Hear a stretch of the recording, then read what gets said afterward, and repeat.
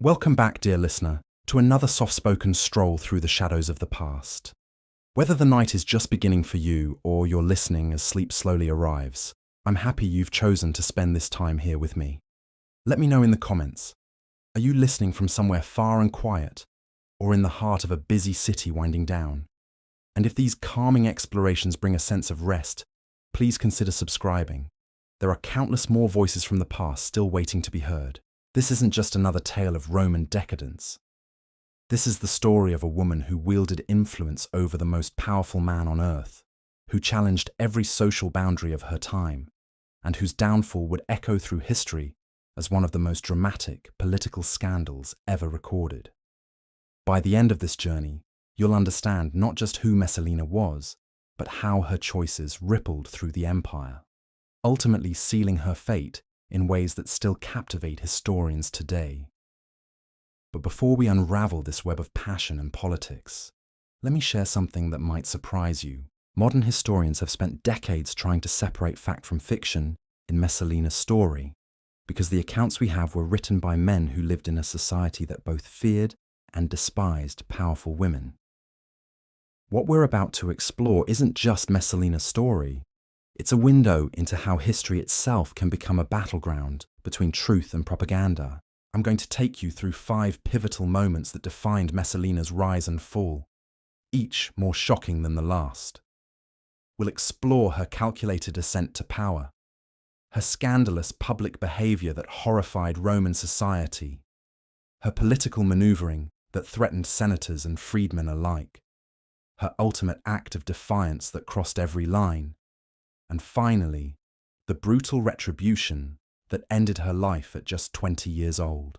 Picture Rome in the year 38 CE.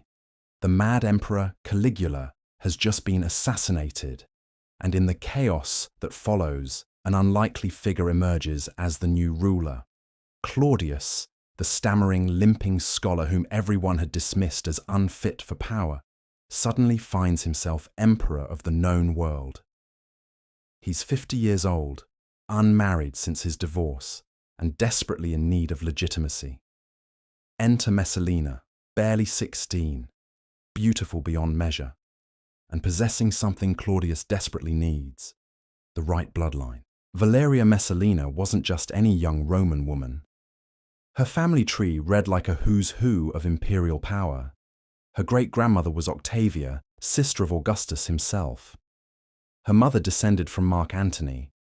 In her veins flowed the blood of Rome's founding dynasty, making her more blue-blooded than many emperors. When Claudius married her, he wasn't just taking a wife. He was cementing his claim to the throne through her ancestry. But here's where the story takes its first, dark turn. Messalina understood her value from the very beginning. While Roman wives were expected to be silent, supportive figures who managed households and bore children, Messalina had different plans. She recognized that her bloodline gave her leverage, and she intended to use every drop of it. Within a year of their marriage, she gave birth to Britannicus, Claudius's first legitimate male heir. Suddenly, she wasn't just the emperor's wife, she was the mother of Rome's future ruler. This elevated her status exponentially, but it also painted a target on her back. In the deadly game of Roman politics, being close to power meant being close to danger, and Messalina was about to discover just how treacherous that proximity could be. The early years of her marriage revealed a woman of extraordinary cunning. While Claudius struggled with the complexities of ruling an empire, dealing with rebellious provinces, managing the Senate, and overseeing massive public works projects, Messalina began building her own power base. She cultivated relationships with influential freedmen who had the emperor's ear. She positioned herself as a patron to ambitious young nobles. Most importantly, she learned to read Claudius's weaknesses and exploit them. Claudius, despite his intelligence, was remarkably naive about human nature. His academic mind could grasp complex legal principles and historical precedents, but he often missed the subtle machinations happening right under his nose. Messalina quickly realized that her husband's trust could be weaponized. When she whispered warnings about potential threats to his reign, he listened. When she suggested appointments or removals of officials, he often complied. Without realizing it, Claudius was allowing his young wife to accumulate unprecedented influence over imperial affairs. But power, especially power gained through manipulation, comes with its own intoxicating effects. As Messalina's influence grew, so did her appetite for more. The quiet, behind-the-scenes maneuvering that had marked her early years as Empress began to give way to increasingly bold and public displays of her authority. She started appearing at gladiatorial games with an entourage that rivaled the emperor's own. She began receiving petitions from citizens seeking imperial favor. Most shocking of all, she started making decisions that affected the lives and deaths of Rome's elite. The transformation wasn't lost on Roman society. Whispers began circulating through the city's taverns, bathhouses, and marketplaces. The Empress was overstepping her bounds. She was forgetting her place. She was becoming dangerous. But these whispers, rather than intimidating Messalina, seemed to energize her. She had tasted real power, and she wanted more. This hunger would manifest in ways that scandalized even jaded Roman society. Messalina began hosting elaborate parties at the imperial palace, gatherings that pushed every boundary of acceptable behavior. These weren't merely social events, they were displays of her influence, carefully orchestrated to show Rome's elite exactly who held real power in the empire. Senators who had once looked down on her as a mere girl now found themselves competing for invitations to her gatherings, knowing that her favor could make or break their careers.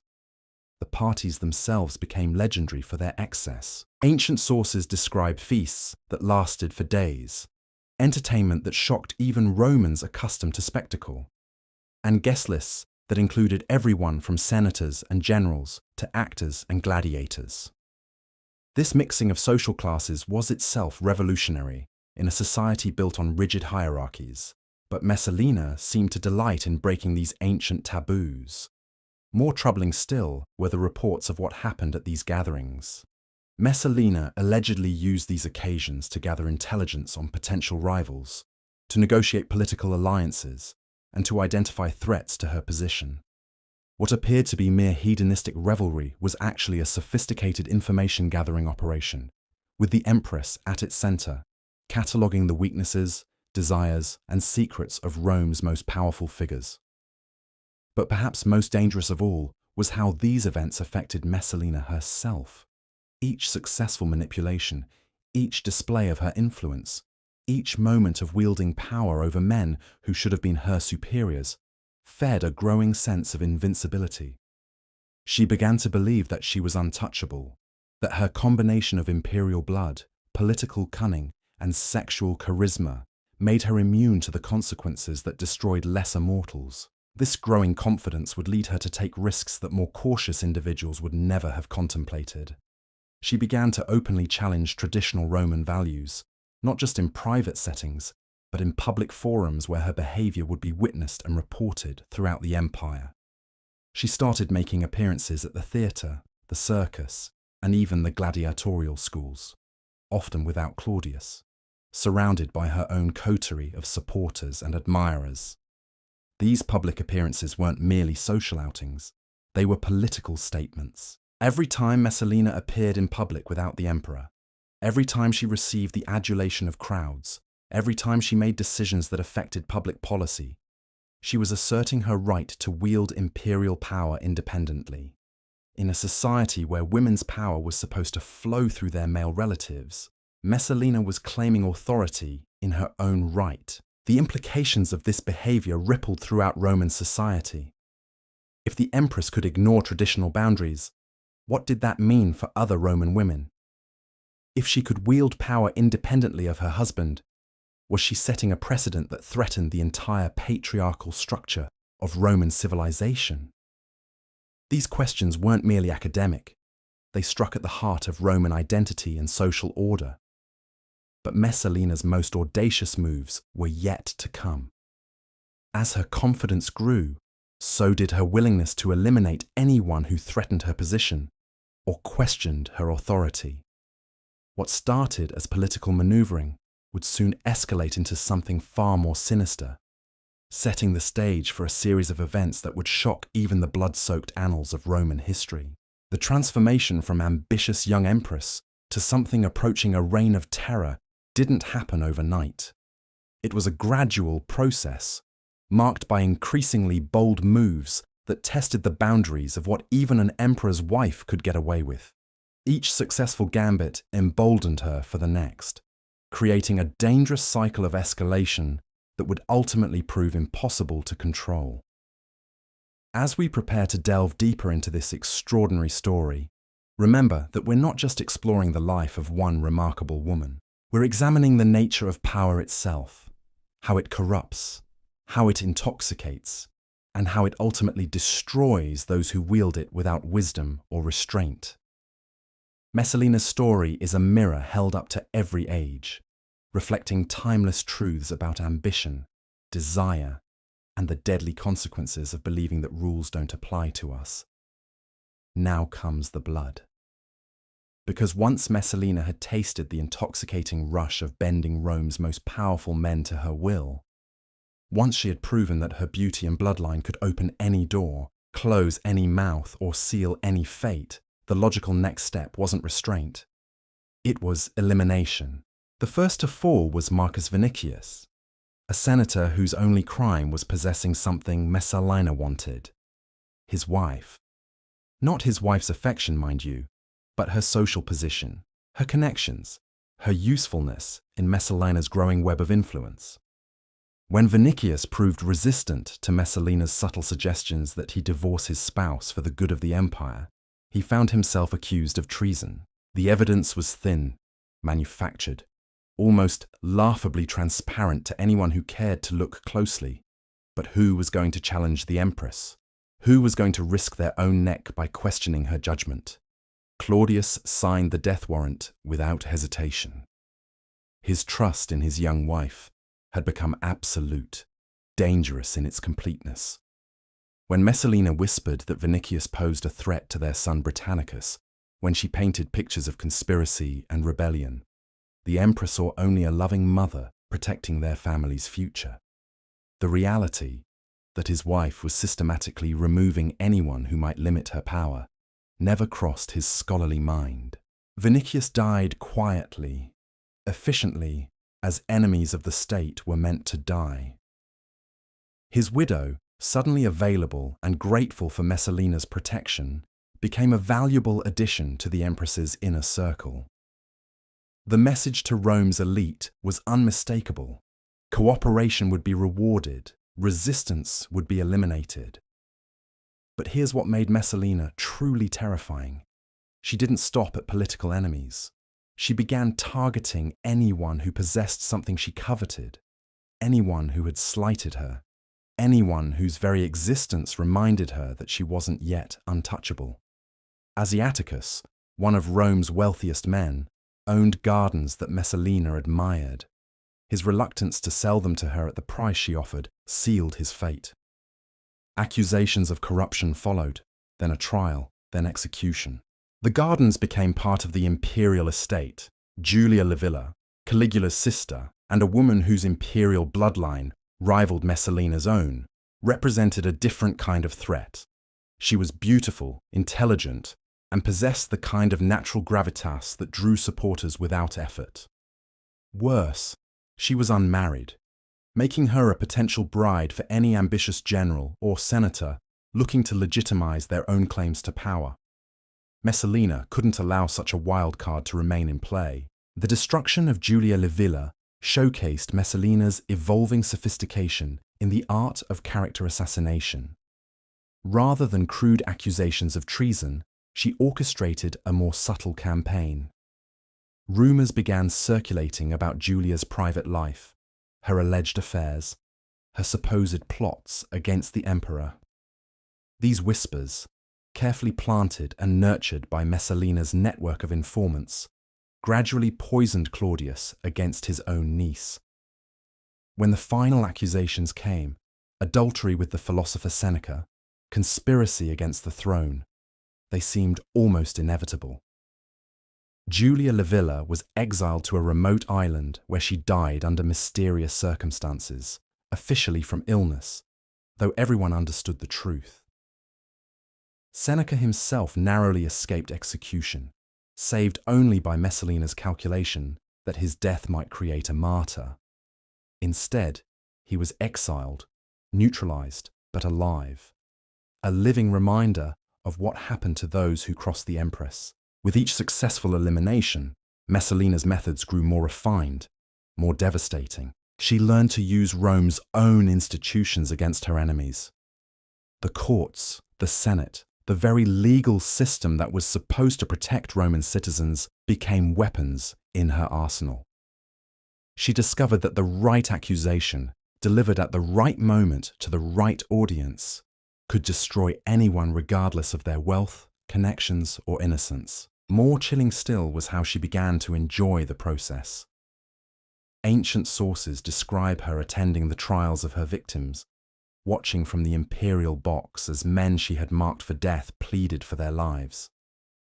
She would study their faces, their gestures, their final moments of hope before the inevitable verdict. This wasn't just political calculation anymore. It had become a form of entertainment, a way of asserting her dominance over life and death itself. The psychological transformation was complete. The ambitious girl who had married Claudius for security and status had evolved into something Rome had never seen before. A woman who wielded imperial power not through influence or manipulation, but through fear. Senators began to watch their words around her. Wealthy citizens started making discreet gifts to curry her favor. Even the Praetorian Guard, sworn to protect the imperial family, began to treat her with the wary respect usually reserved for the emperor himself. But power built on terror has its own unstable foundation. Each execution, each exile, each demonstration of her reach created new enemies, even as it silenced existing ones. The families of her victims didn't forget. The friends of the dead didn't forgive. Most dangerous of all, the very institutions she was using to eliminate her enemies were beginning to understand how thoroughly they had been compromised. Narcissus, Claudius's most trusted freedman and secretary, was the first to recognize the true scope of what was happening. As the man responsible for managing the emperor's correspondence and appointments, he could see patterns that others missed. The steady stream of accusations flowing through Messalina's network, the convenient timing of deaths and exiles, the systematic removal of anyone who might pose even a theoretical threat to the Empress's growing power. Narcissus faced an impossible choice. Confronting Messalina directly would be suicide. She had already demonstrated her ability to destroy far more powerful enemies, but allowing her to continue unchecked threatened not just individual lives, but the stability of the empire itself. If the emperor's wife could eliminate senators and nobles at will, if she could manipulate the legal system with impunity, if she could rule through terror while Claudius remained oblivious, then Rome itself was in mortal danger. The solution, when it came to him, was elegant in its simplicity. Rather than attack Messalina directly, he would document everything. Every suspicious death, every convenient exile, every pattern of behavior that suggested conspiracy rather than coincidence. He began building a case, not for immediate use, but for the moment when it might be needed. Because Narcissus understood something that Messalina, intoxicated by her apparent invincibility, had forgotten. In Rome, no one stayed on top forever.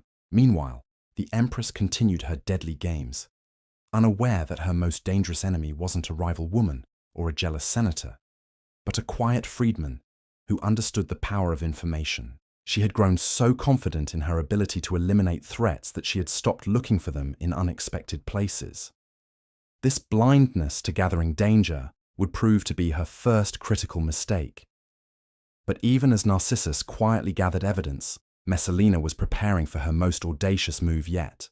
Having conquered the world of Roman politics through fear and manipulation, having bent senators and nobles to her will, having turned the imperial court into her personal kingdom, she was ready to claim something that no Roman woman had ever dared to pursue: actual political office, real governmental power exercised in her own name rather than through her husband.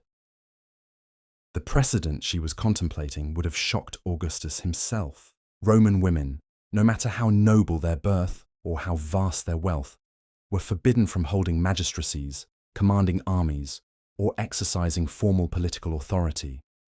They could influence policy through their male relatives, but they could never rule directly. Messalina was about to challenge this fundamental law of Roman civilization.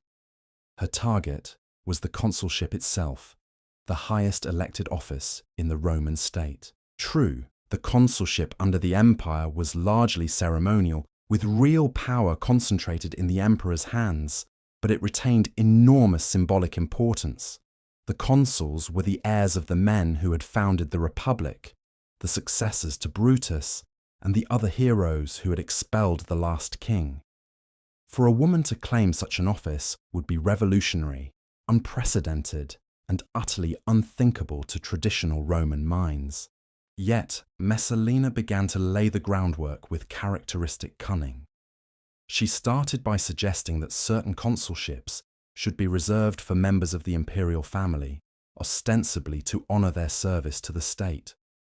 She proposed that the emperor's relatives should be given precedence in elections, ensuring that only the most loyal candidates could hold high office. These suggestions, presented as reforms to strengthen imperial authority, actually served to normalize the idea that birth and family connection, rather than merit or popular support, should determine who held power.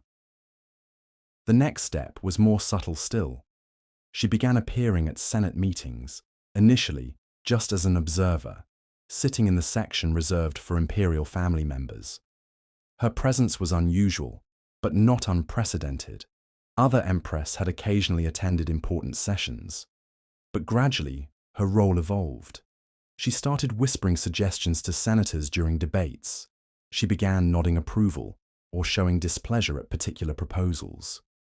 Most significantly, she started making it clear which candidates she supported for various offices. These interventions had immediate effects. Senators who had ignored her preferences found themselves facing unexpected legal challenges. Candidates who courted her favor discovered that their campaigns ran more smoothly, their opponents withdrew more readily, their victories came more easily. Without any formal authority, Messalina was effectively controlling Roman elections through a combination of rewards and punishments. But informal influence, no matter how extensive, wasn't enough anymore. She wanted recognition, official acknowledgement of the power she already wielded.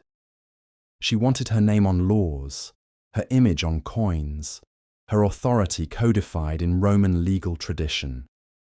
She wanted to stop ruling from the shadows and step into the blazing light of acknowledged supremacy. This ambition would lead her into territory so dangerous, so unprecedented, so shocking to Roman sensibilities, that even her most loyal supporters would begin to question their allegiance.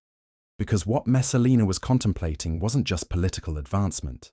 It was a complete overthrow of the social order that had defined Roman civilization for centuries. The stage was set for a confrontation that would determine not just Messalina's fate, but the future of imperial Rome itself.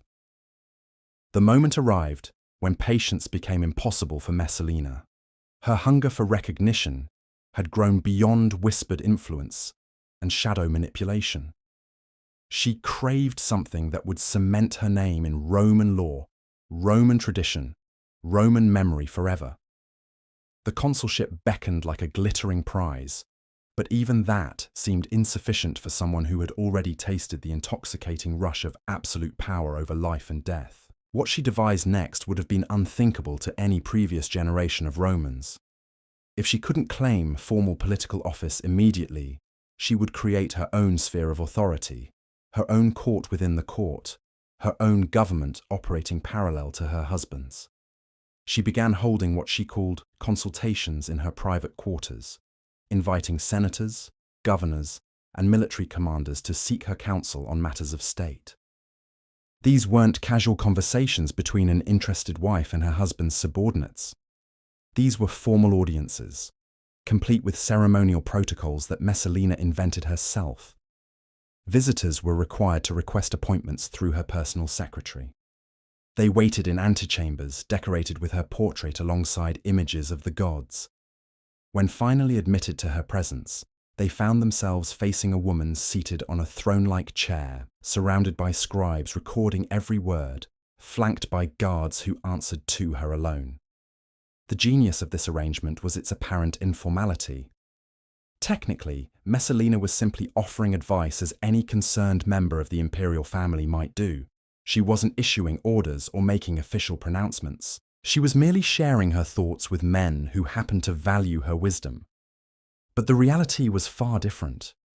Those who ignored her suggestions found themselves facing investigations, their careers stalling, their families subjected to uncomfortable scrutiny.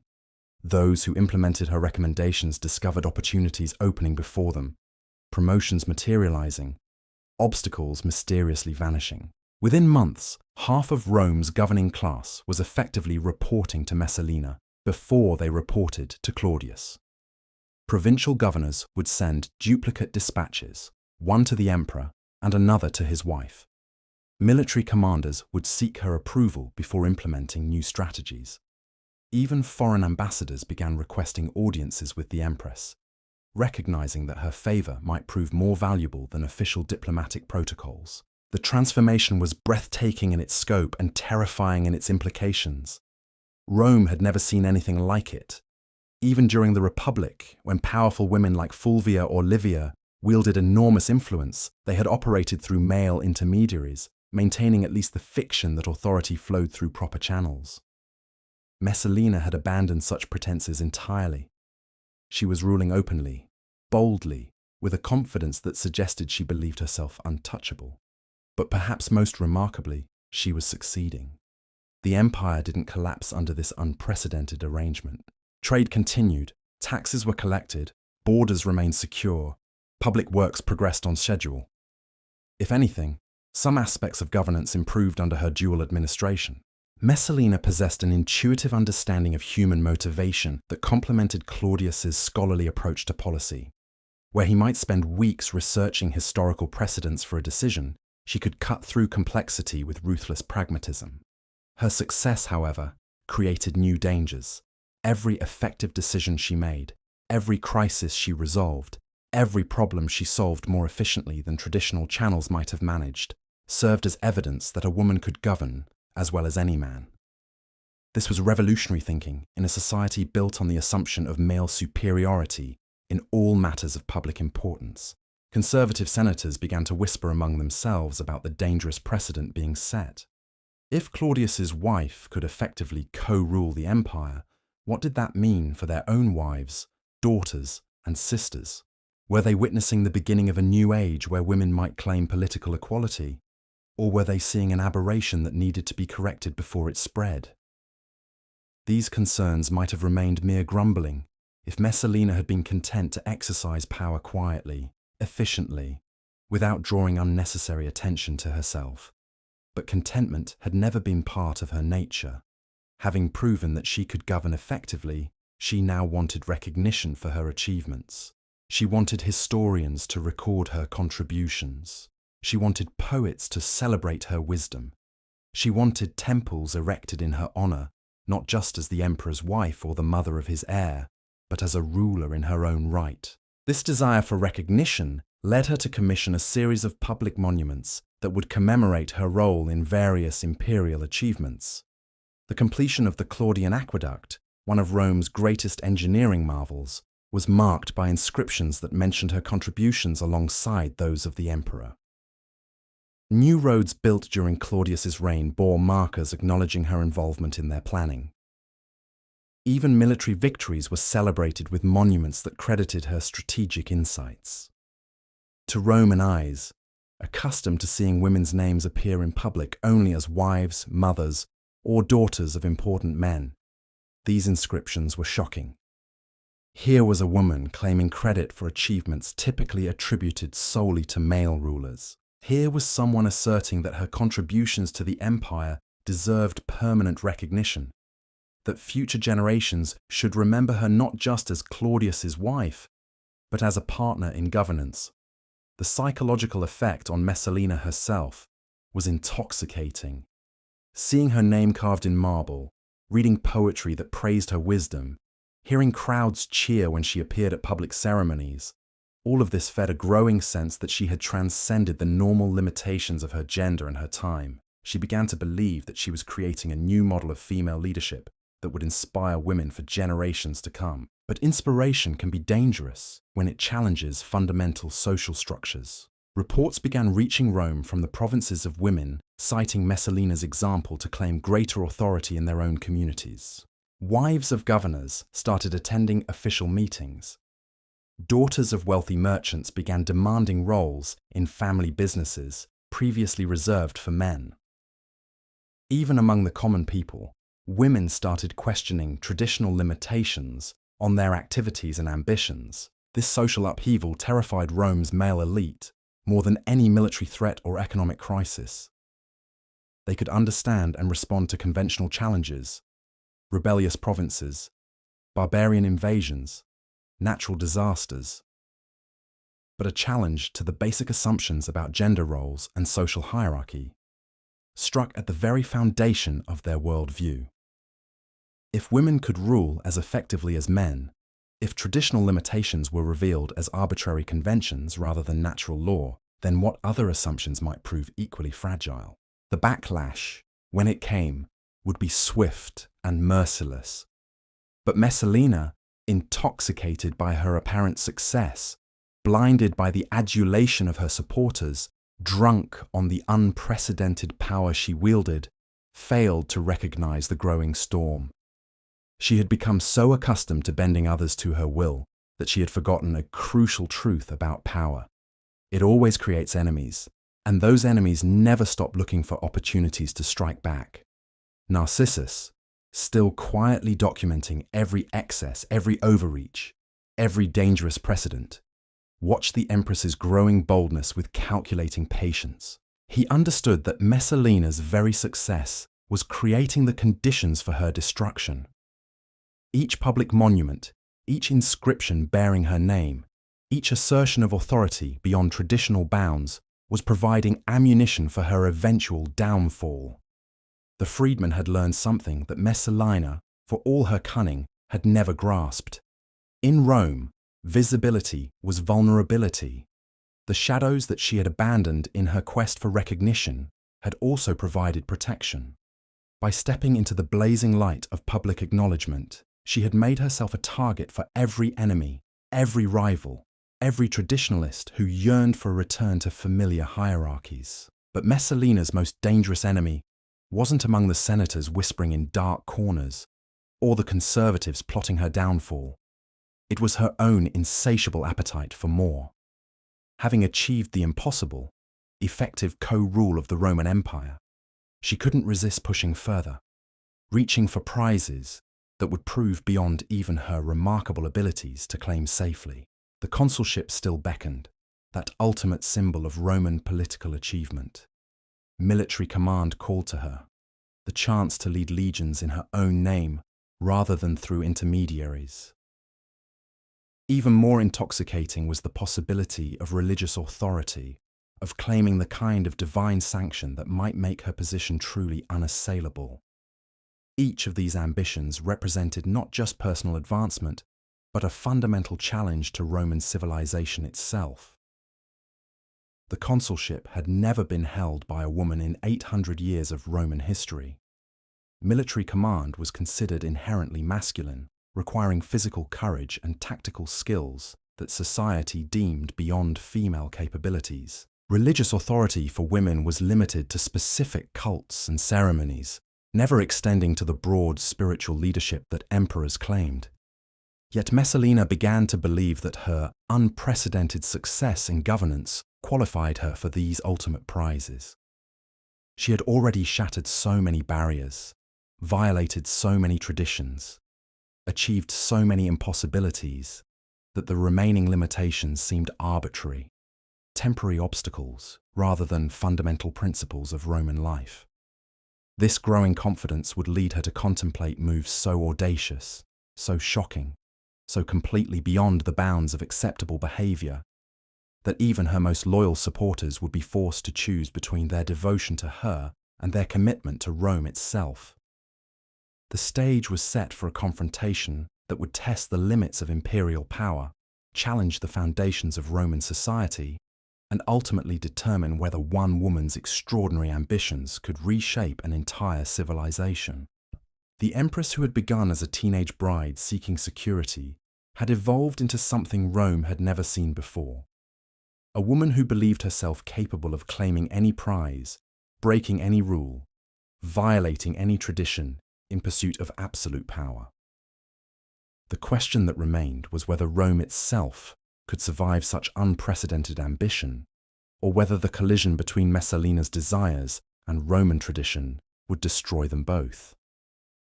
As winter settled over the Eternal City, as senators huddled in their villas discussing the impossible situation that had developed, as Narcissus continued his patient documentation of imperial excess, the empire held its breath.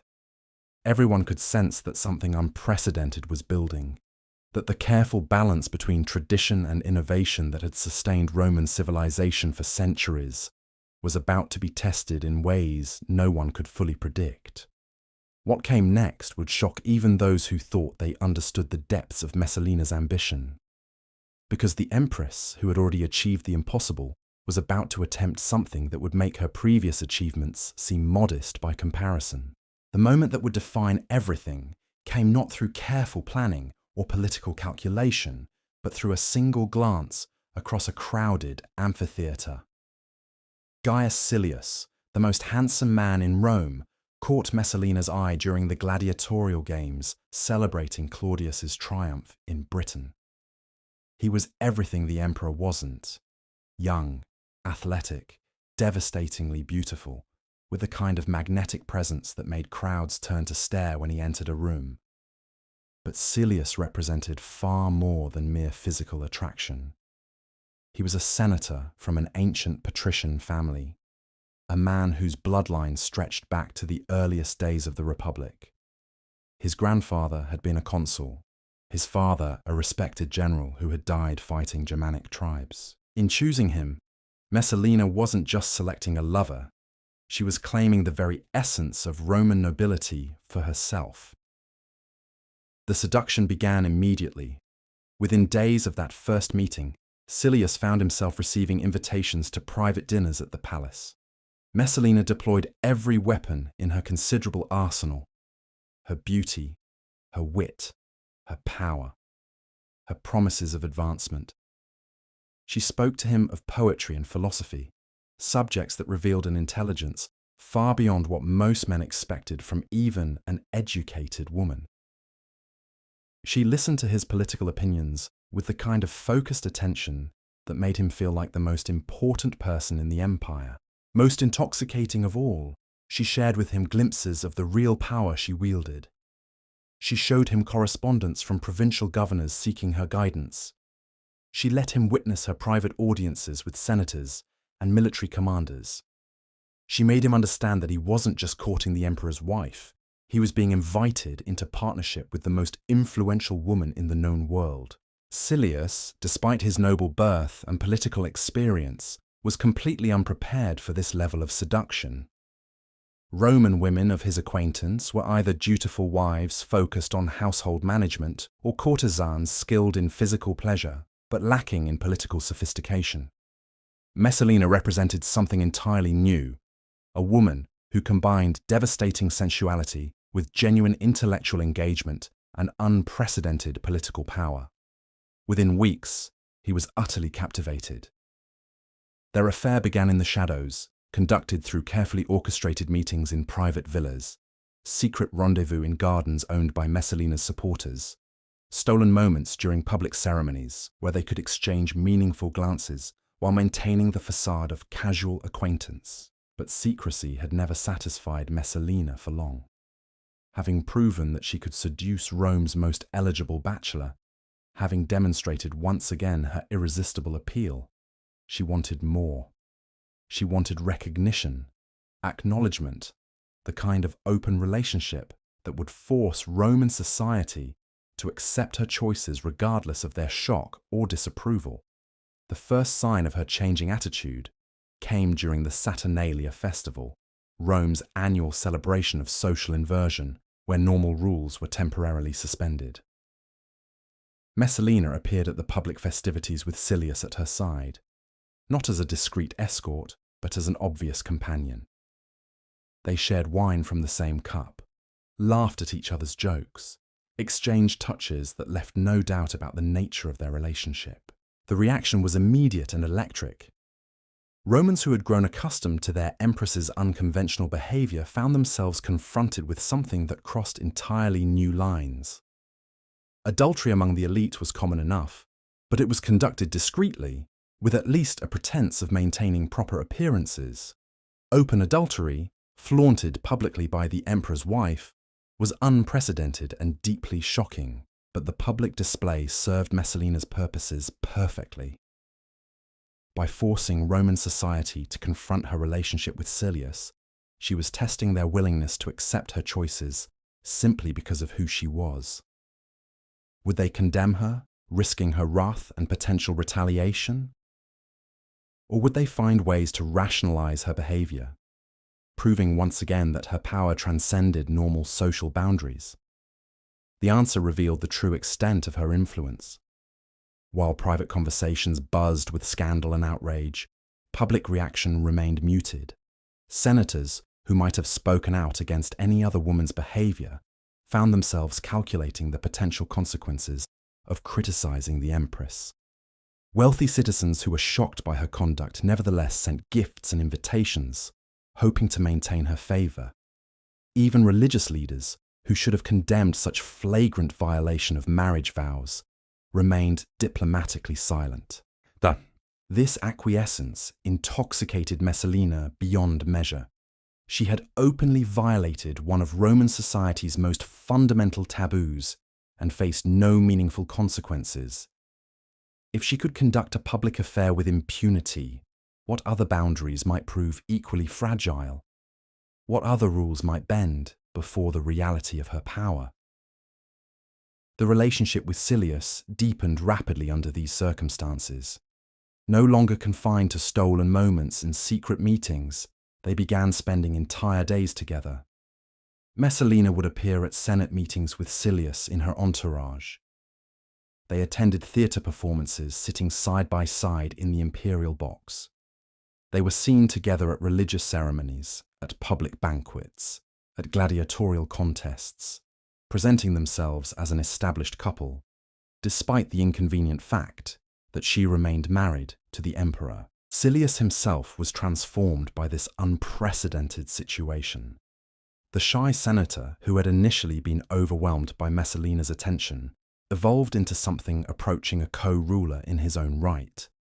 He began offering opinions on imperial policy, making recommendations for appointments, even issuing what amounted to orders to lower-ranking officials who sought to curry favor with the Empress's obvious favorite.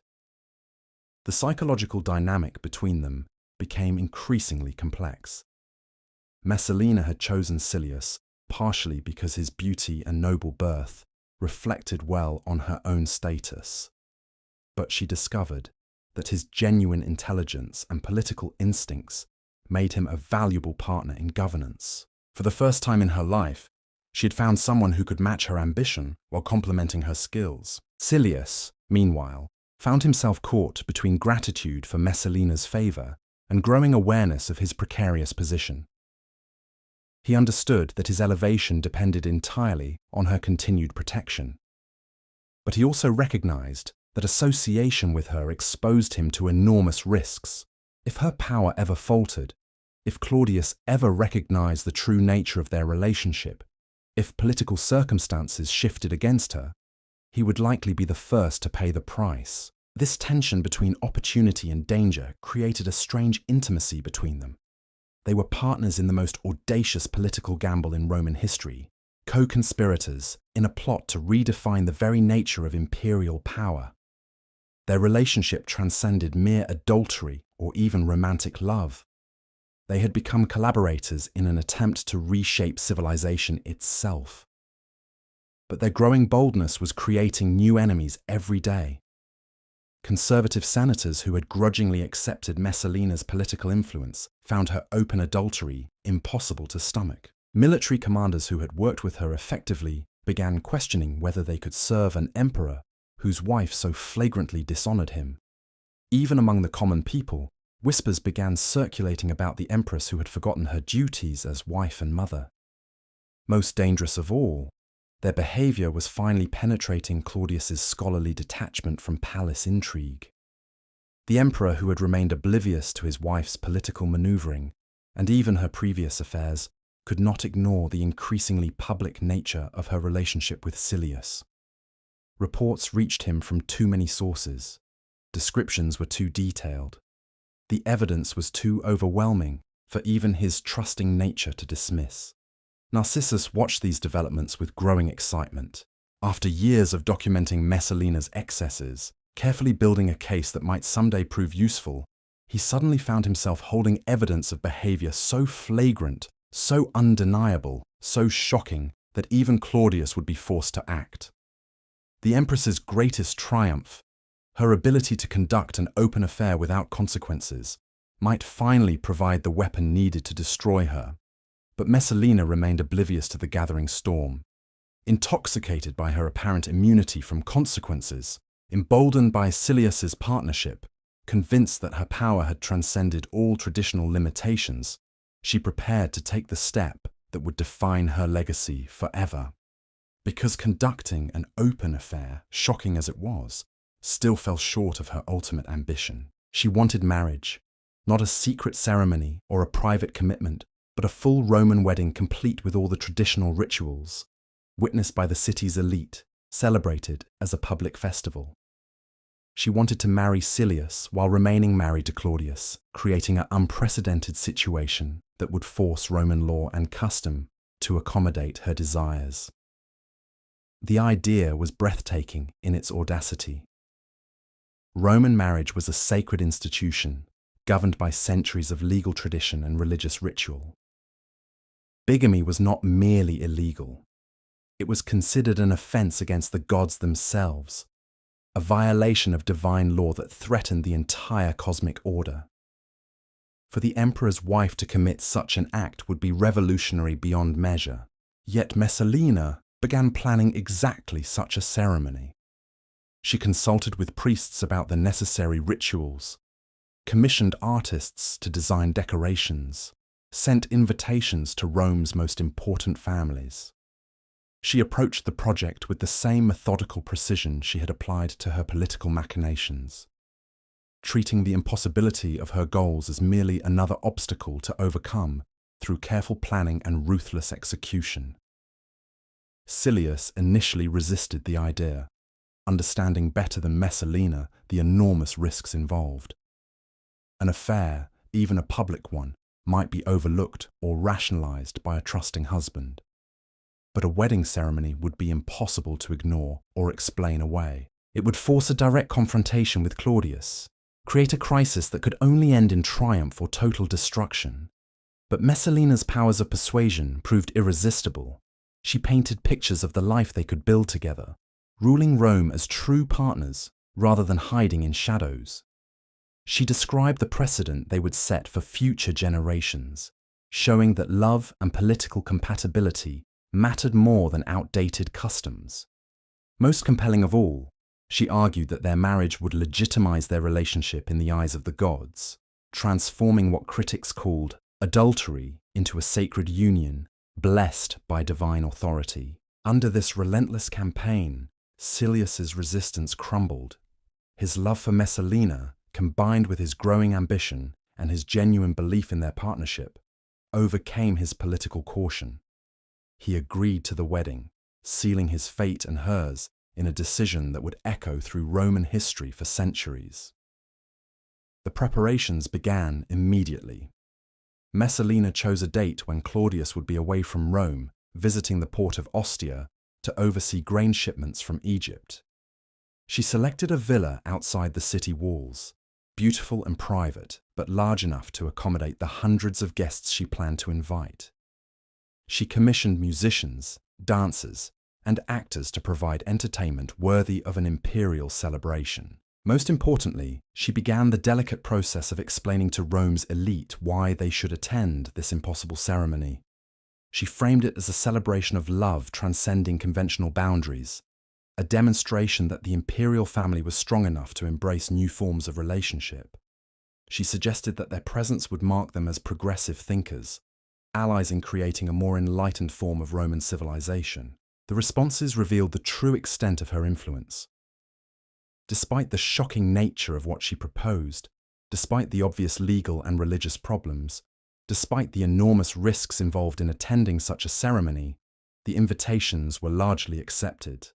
Senators who should have refused outright found themselves calculating the political costs of absence. Wealthy citizens who were privately appalled by the idea nevertheless prepared their finest clothes and most expensive gifts. Even more remarkably, Messalina found priests willing to perform the ceremony. Not minor clerics seeking advancement, but respected religious authorities who convinced themselves that the Empress's unprecedented position justified unprecedented accommodations. They developed elaborate theological arguments explaining why her marriage to Silius would actually strengthen rather than weaken the divine foundations of Roman society. As the wedding date approached, excitement built throughout the city. This wasn't just a social event, it was a moment of historical significance, a test of whether Roman civilization could adapt to embrace entirely new possibilities. Those invited felt themselves participants in something revolutionary, witnesses to the birth of a new age where traditional limitations no longer applied to those with sufficient power and vision. But in Ostia, as Claudius supervised the mundane business of imperial administration, troubling reports began reaching his ears. Whispers about unusual preparations at a villa outside Rome, strange conversations about wedding ceremonies and religious innovations. Most disturbing of all, suggestions that his wife was planning something that would require his immediate attention upon his return. Narcissus, who had accompanied the emperor to Ostia, finally saw his moment arriving. The evidence he had so carefully compiled, the documentation of years of excess and overreach, the proof of Messalina's systematic violation of every boundary, all of it would soon be needed. Because the Empress who believed herself untouchable was about to discover that even her extraordinary power had limits, and that some lines could not be crossed without consequences that no amount of influence could prevent. The wedding that Messalina envisioned as her ultimate triumph would instead become the catalyst for her destruction. The ceremony she planned as a celebration of transcendent love would transform into the stage for a confrontation that would determine not just her fate, but the future direction of the Roman Empire itself. As autumn winds swept across the Seven Hills, as preparations for an impossible wedding reached their climax, as the emperor in Ostia began to understand the true magnitude of what awaited him in Rome, the ancient city held its breath. Everyone sensed that they stood at a crossroads, that the choices made in the coming days would echo through history, determining whether the unprecedented ambitions of one extraordinary woman would reshape civilization, or whether the weight of tradition would crush even the most remarkable individual who dared to challenge it. The stage was set for a confrontation that would test every assumption about power, gender, tradition, and change in the ancient world. The morning of October 15th dawned crisp and clear, the kind of Roman autumn day that poets would later claim the gods themselves had crafted for momentous occasions. In her private chambers, Messalina woke before sunrise, her mind already racing through the final preparations for what would become the most audacious ceremony in Roman history. Today, she would marry Gaius Silius, while remaining the wife of Emperor Claudius. Today, she would shatter every convention that had governed Roman society for 8 centuries. But 60 miles away in Ostia, another drama was unfolding. Narcissus had finally played his hand, presenting Claudius with documentation so comprehensive, so damning, so irrefutable that even the emperor's legendary capacity for denial crumbled in the face of overwhelming evidence. The freedman had waited years for this moment, carefully building his case. And now he watched as understanding dawned across Claudius's scholarly features. The emperor's reaction was not the explosive rage that Narcissus had expected. Instead, Claudius seemed to age a decade in moments, his shoulders sagging as he absorbed the reality of what his beloved wife had become. The man who could recite complex legal precedents from memory, who could debate the finer points of historical interpretation for hours, found himself speechless in the face of personal betrayal so complete it defied comprehension. What hurt most wasn't the adultery itself. Roman marriages among the elite often accommodated such arrangements with discreet understanding. What devastated Claudius was the systematic nature of Messalina's deception, the way she had weaponized his trust, turned his love into a tool for her own advancement. Every tender moment they had shared, every political decision she had influenced, every assurance of loyalty she had offered, now appeared in a new and terrible light.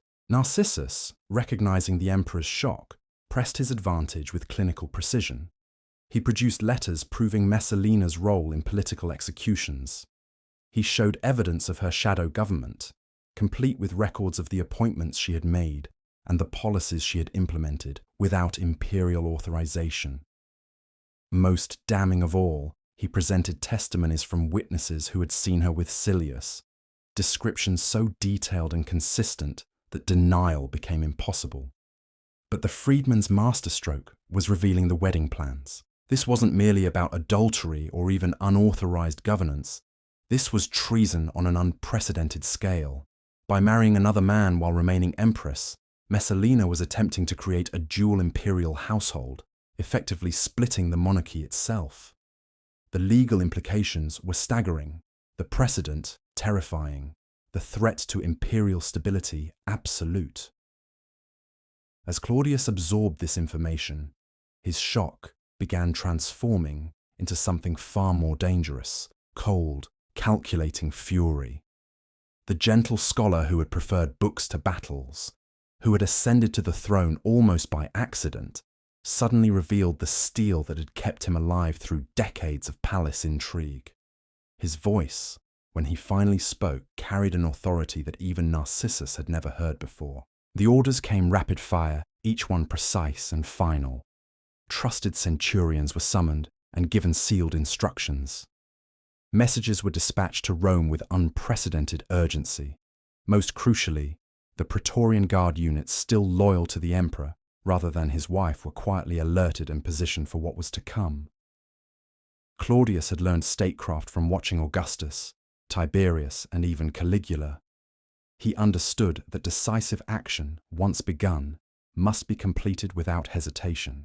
Meanwhile, in Rome, the wedding preparations reached their crescendo in an atmosphere of fevered excitement and barely suppressed terror. Everyone involved understood they were participating in something revolutionary, but few had fully grasped the enormous risks they were assuming. The guest list read like a catalogue of Rome's most powerful families, each name representing not just an individual, but entire networks of political and economic influence. Messalina herself moved through the preparations with an almost supernatural calm. She had crossed so many boundaries, violated so many taboos, achieved so many impossibilities, that this final transgression felt almost inevitable. The teenage bride who had once trembled at the thought of displeasing her elderly husband had evolved into a woman who believed herself capable of rewriting the fundamental laws of Roman civilization. The ceremony itself was planned with meticulous attention to every traditional detail. Messalina would wear the flame-coloured veil of a Roman bride, carry the ritual torch, speak the ancient vows that had sanctified marriages for generations beyond memory. The irony was deliberate.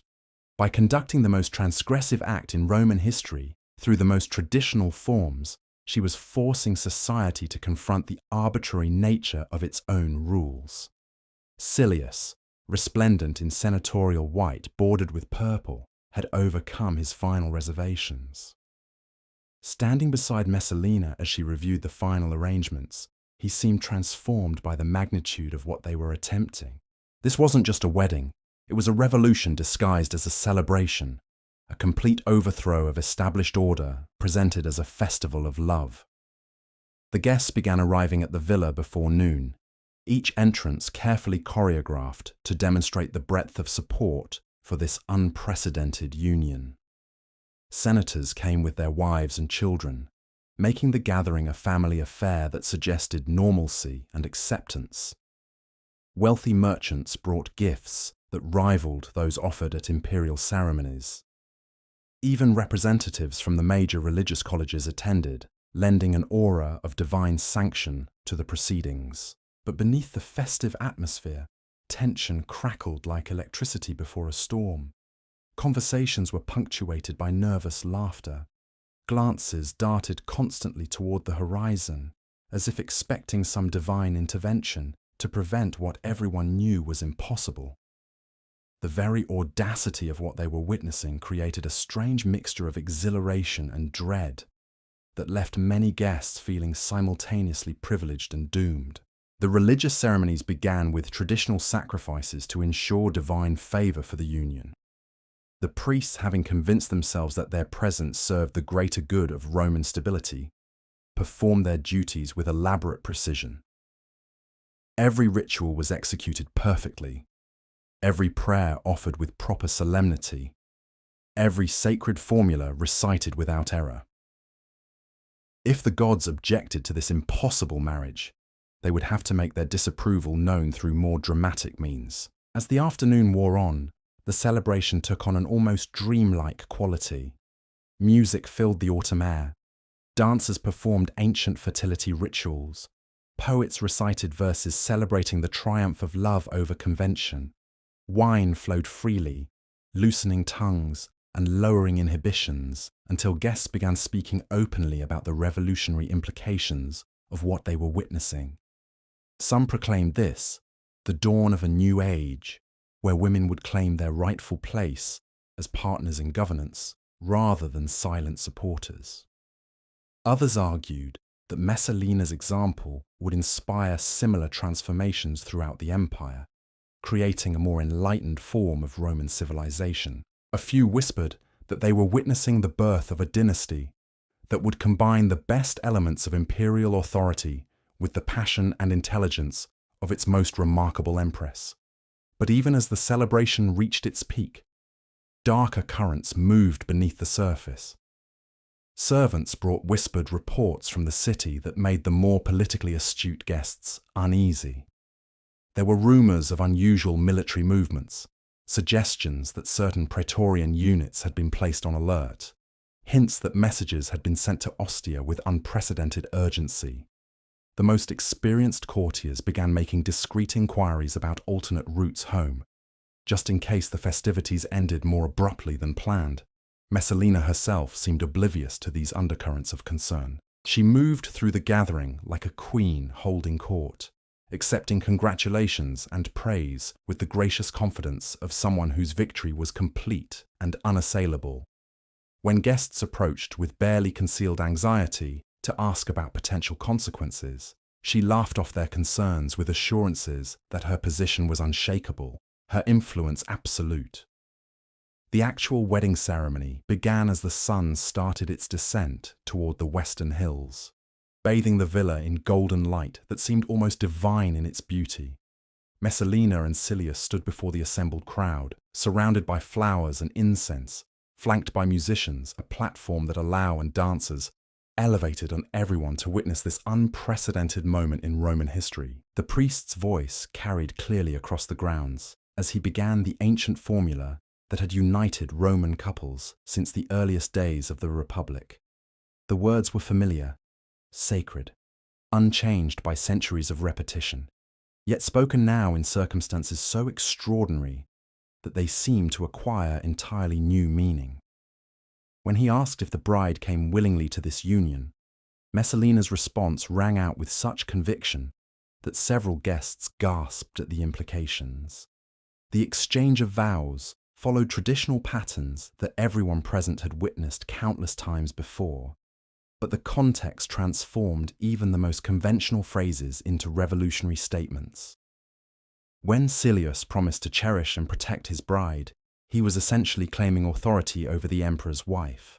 When Messalina vowed to honor and obey her new husband, she was publicly transferring loyalties that should have belonged exclusively to Claudius. The moment of greatest audacity came when the couple shared the ritual cake, symbolizing their union in the eyes of gods and mortals alike.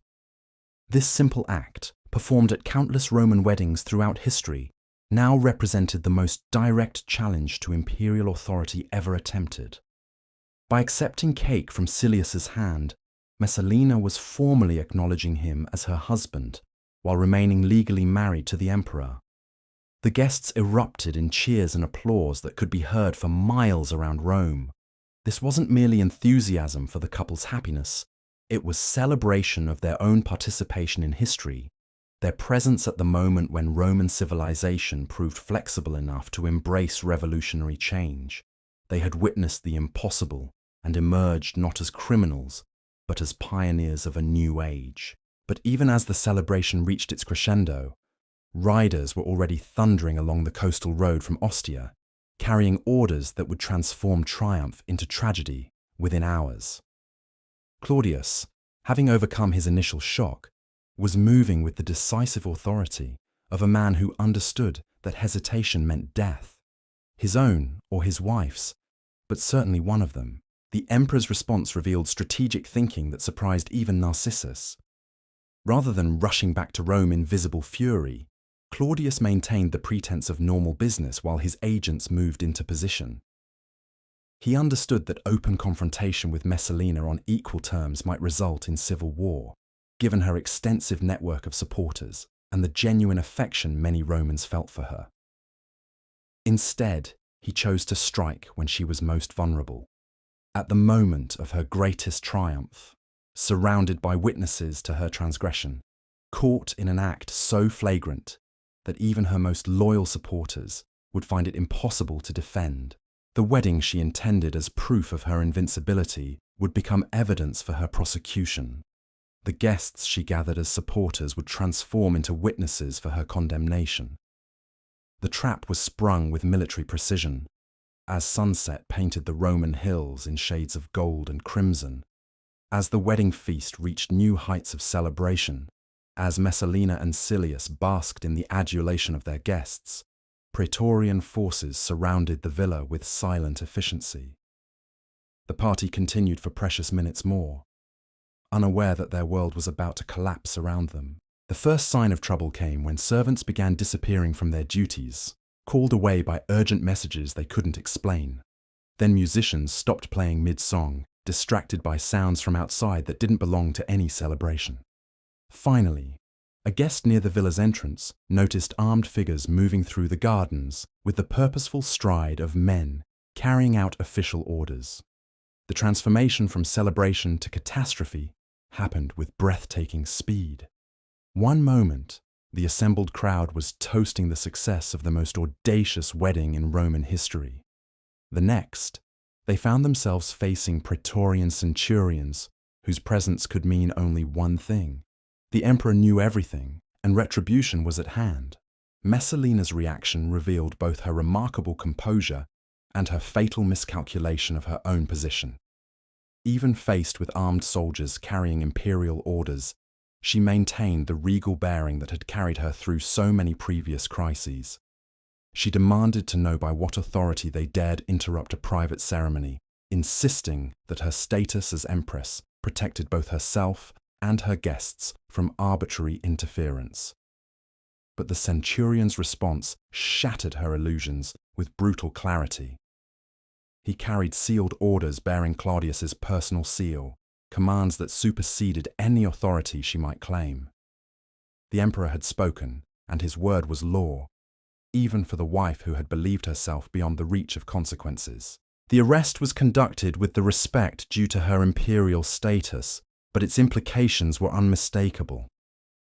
As Praetorian guards escorted Messalina from the villa, as her guests scattered in terror, As the wedding feast was abandoned to servants and scavenging birds, the most powerful woman in Rome discovered that power, built on deception and maintained through fear, had limits that even she could not transcend. Silius, watching his bride disappear into imperial custody, faced a choice that would define his final hours. He could attempt to escape, hoping his family connections and senatorial status might provide some protection. He could throw himself on Claudius's mercy, pleading ignorance of the full implications of his actions.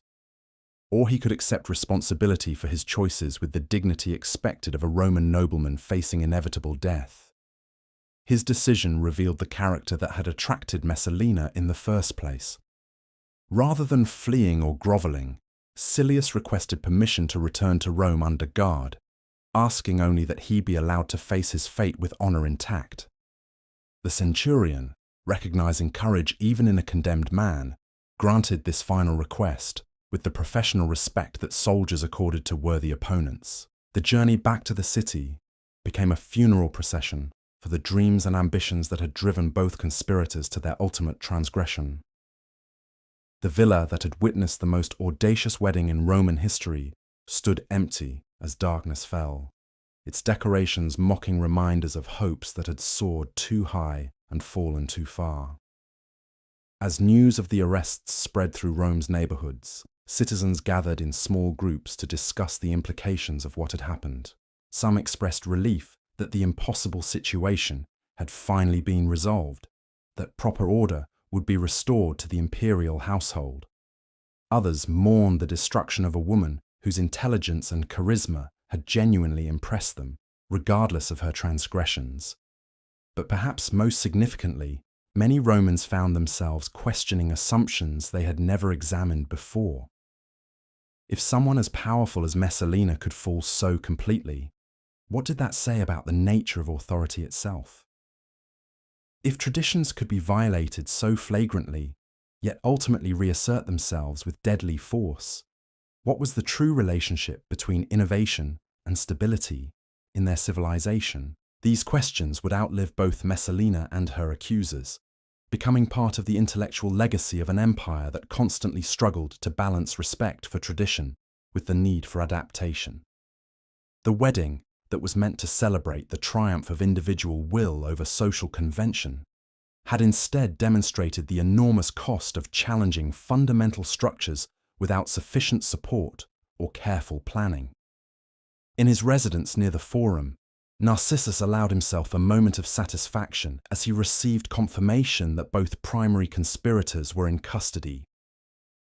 Years of patient documentation, careful investigation, and strategic waiting had finally yielded the decisive moment he had long anticipated. But even in triumph, Messalina was only the beginning of a larger.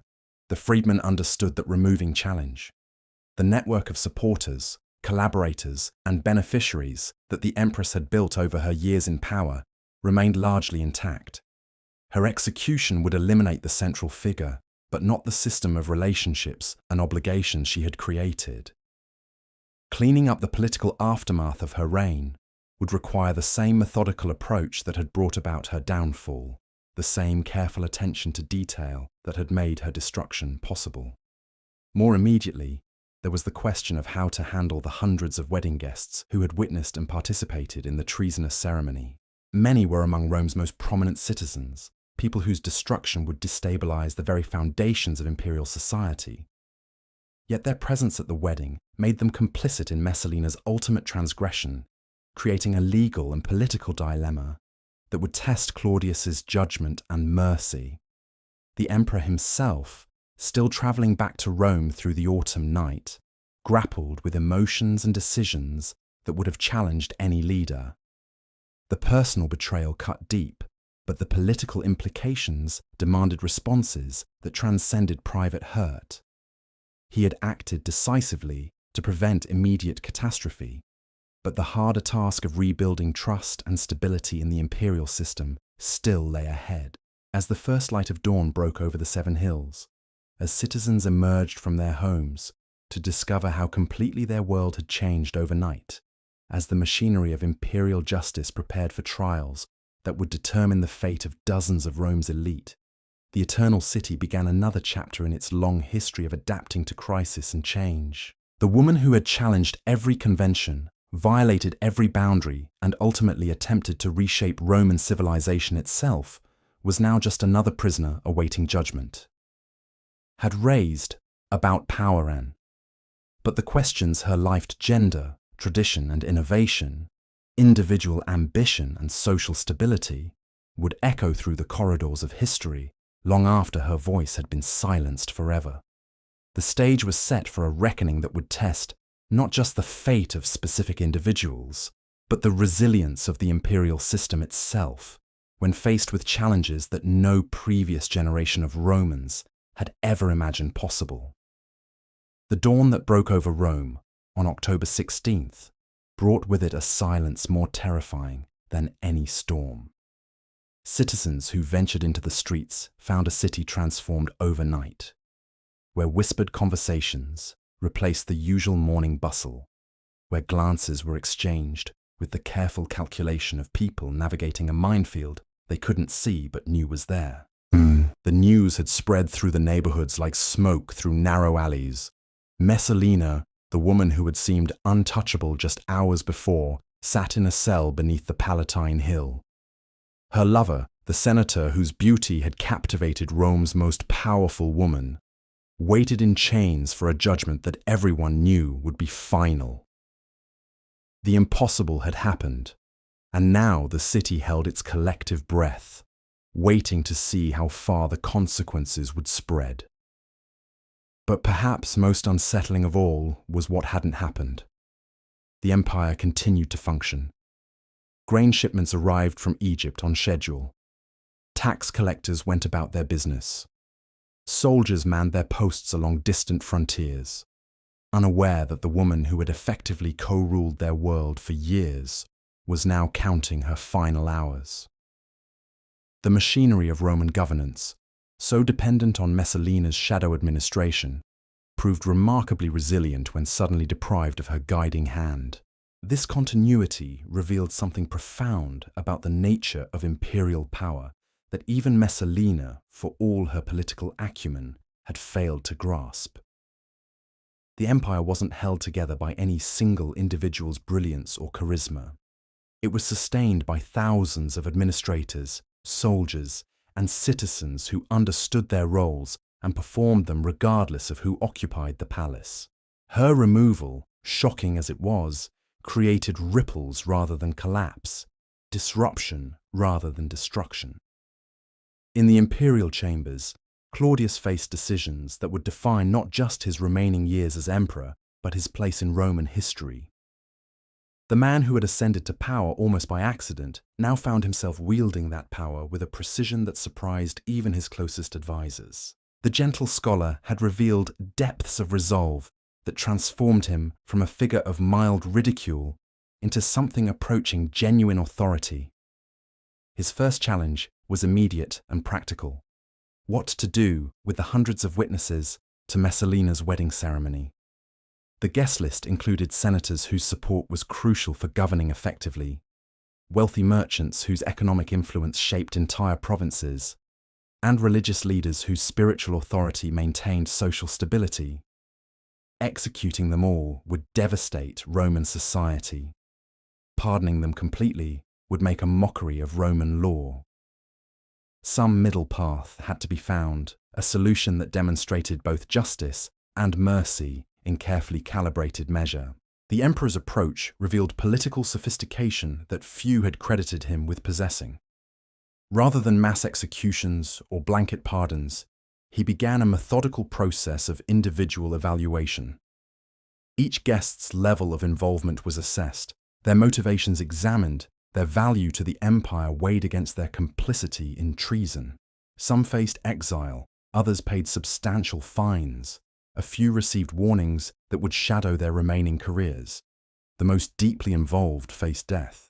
But even these sentences were carried out with dignity rather than the brutal spectacle that had marked previous imperial purges. This measured response sent a powerful message throughout Roman society. Claudius wasn't acting from personal vindictiveness or uncontrolled rage. He was restoring order through justice, demonstrating that even imperial mercy operated within the boundaries of law rather than arbitrary whim. The contrast with his predecessor Caligula's chaotic brutality could not have been more stark or more reassuring to Romans who had lived through those terrible years. But the emperor's most difficult decision concerned Messalina herself. Roman law was clear about the penalty for treason, and her actions at the wedding ceremony had crossed every possible line of acceptable behavior. Yet she remained the mother of his son, the woman he had loved with genuine devotion, the partner who had shared his bed and his secrets for years. Personal affection warred with political necessity in ways that kept him wakeful through the dark hours before dawn. The legal proceedings that followed would become models for imperial justice, studied by jurists for generations. Every precedent was carefully examined, every principle of Roman law meticulously applied, every decision documented with the thoroughness that Claudius brought to all his scholarly endeavours. This wasn't a show trial designed to justify predetermined conclusions. It was a genuine attempt to apply Roman legal traditions to circumstances that no previous generation had ever imagined. Messalina's defense, such as it was, relied on arguments that revealed both her desperation and her continued failure to understand the gravity of her situation. Her advocates claimed that the wedding ceremony had been a symbolic gesture rather than a legal marriage, a celebration of friendship that had been misinterpreted by hostile observers. They argued that her previous service to the empire, her successful governance during Claudius's absences, her role as mother to the imperial heir, all deserved consideration in determining her fate.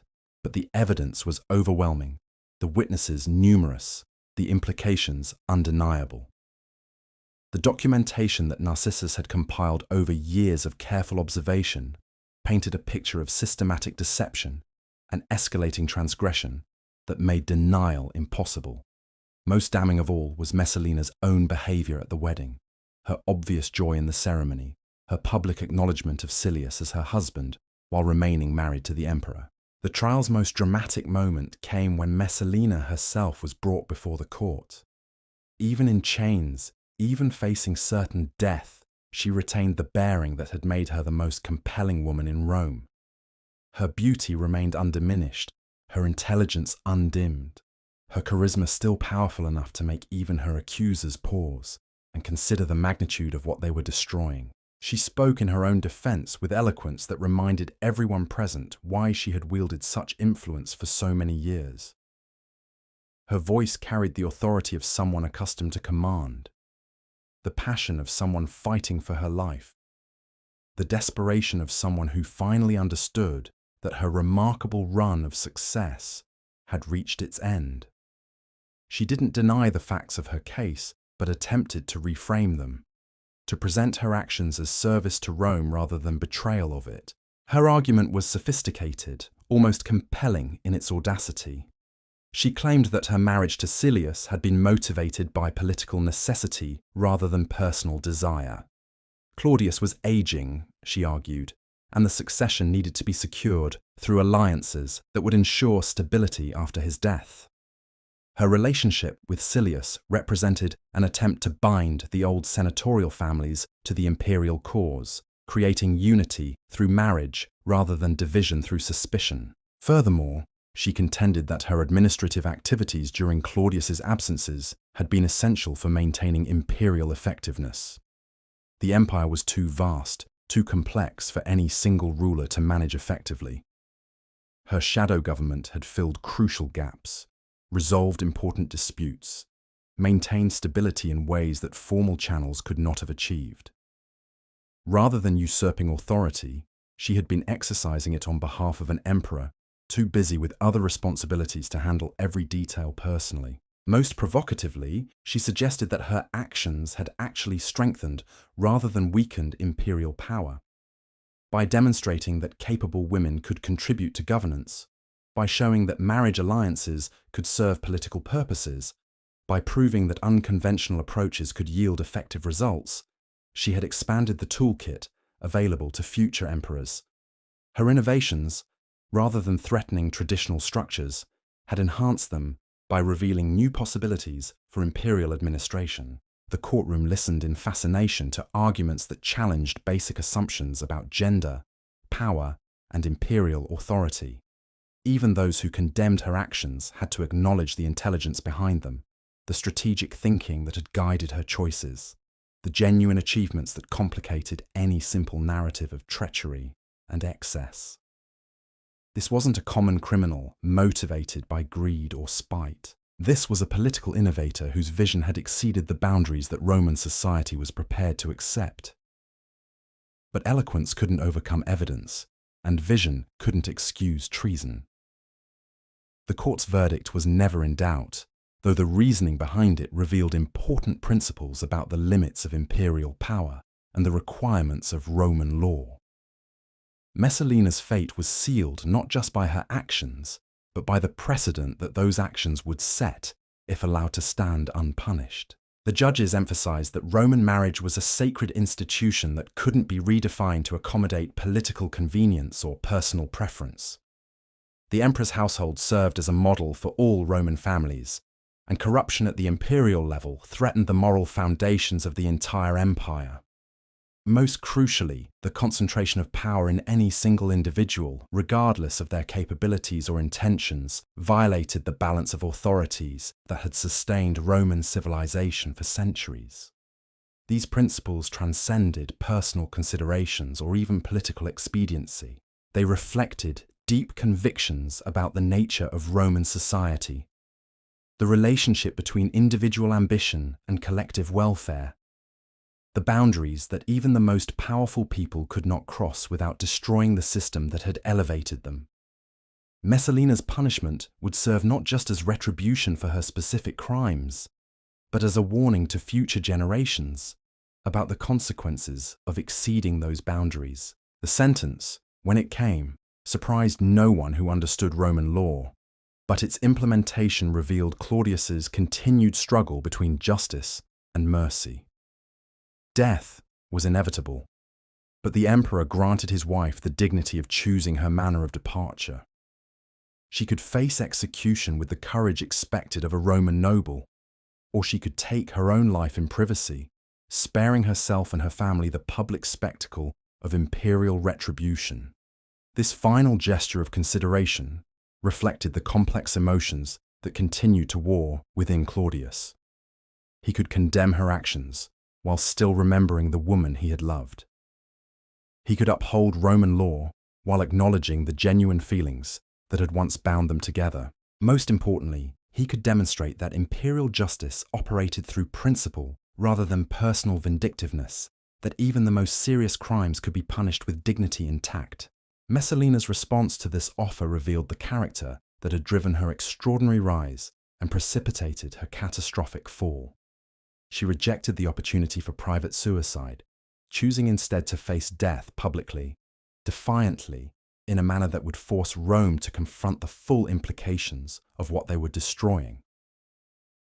Even in defeat, she sought to control the narrative, to shape how her story would be remembered and interpreted by future generations. Her final hours were spent not in lamentation or regret, but in careful preparation for a death that would serve as her ultimate political statement. She composed letters to be delivered after her execution, messages that would ensure her version of events reached sympathetic audiences throughout the empire. She arranged for the care of servants who had been loyal during her years in power, demonstrating the personal qualities that had inspired such devotion among those who knew her best. Most significantly, she spent time with her children, particularly Britannicus, the son whose birth had elevated her to unprecedented heights of influence. These conversations, conducted under guard in the shadow of approaching death, represented her attempt to shape how the next generation of the imperial family would understand her legacy.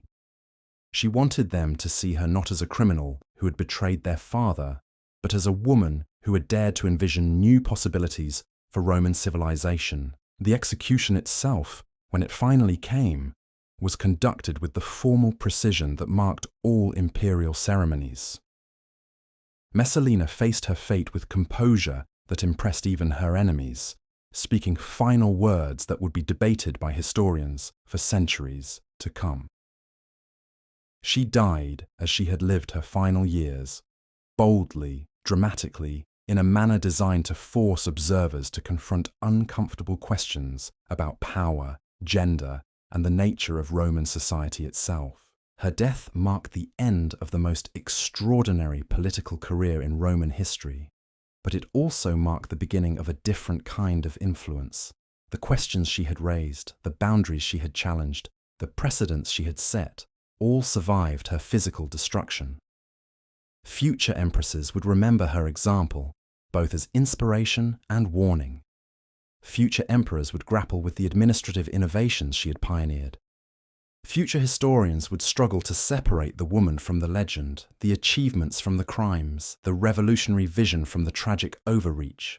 In the immediate aftermath of her execution, Rome experienced a strange mixture of relief and loss.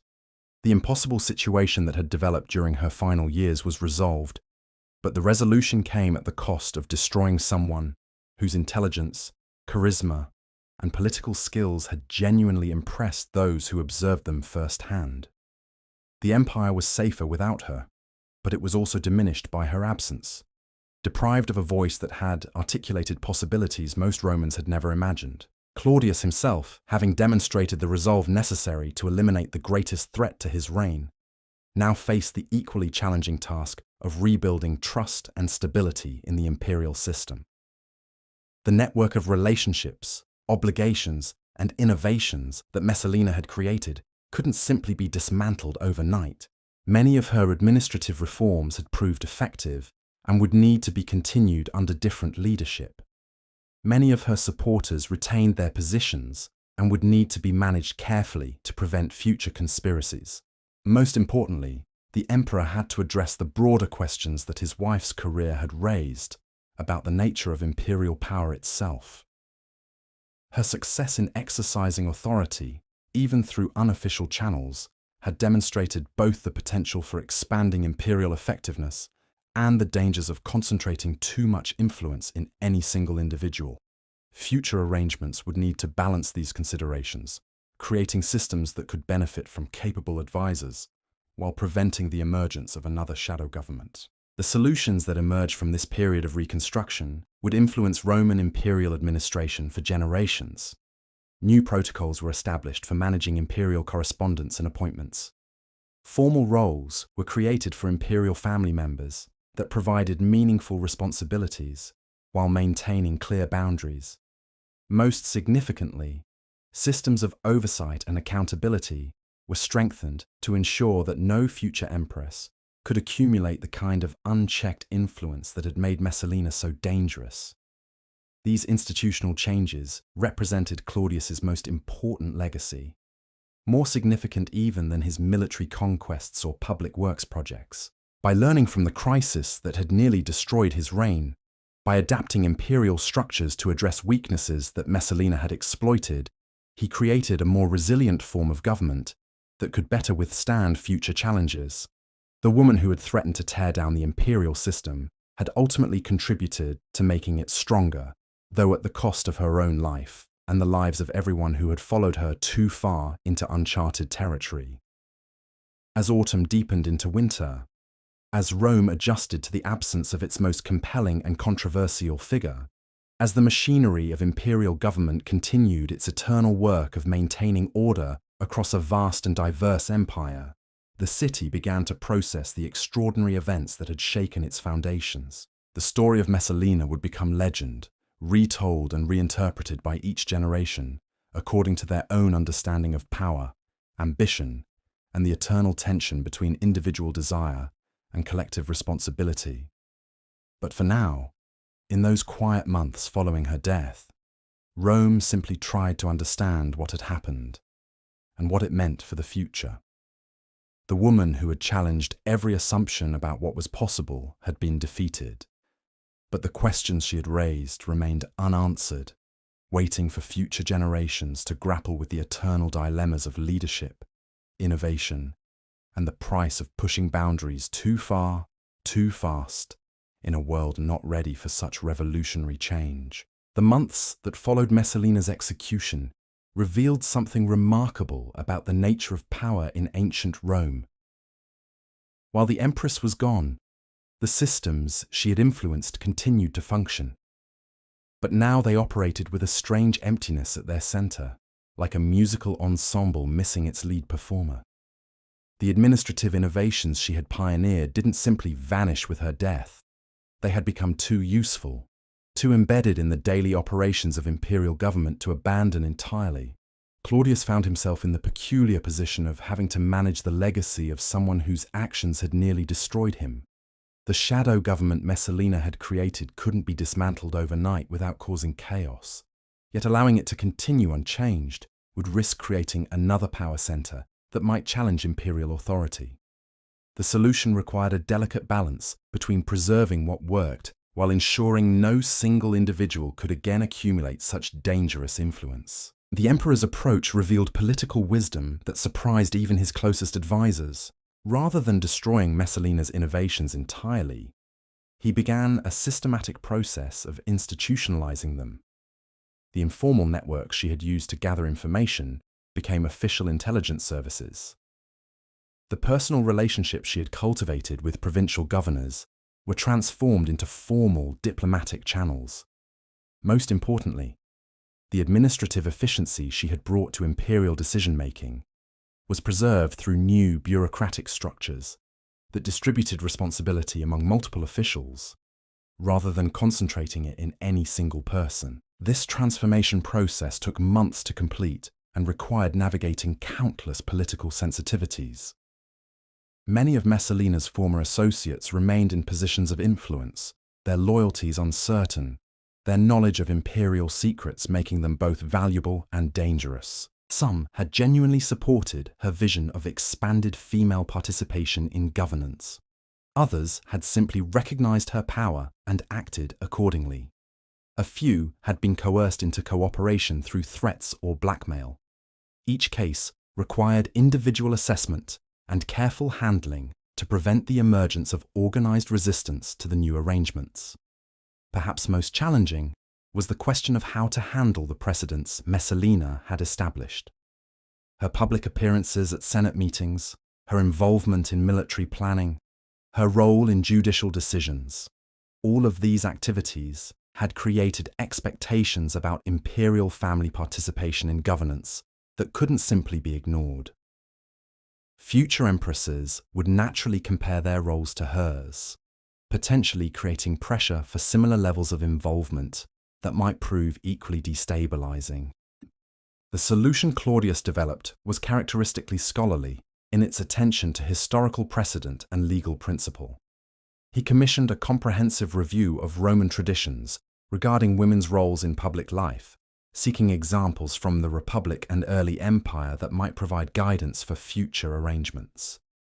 This research revealed that Roman history actually contained numerous instances of women exercising significant political influence, but almost always through established channels and recognized relationships, rather than the shadow operations Messalina had preferred.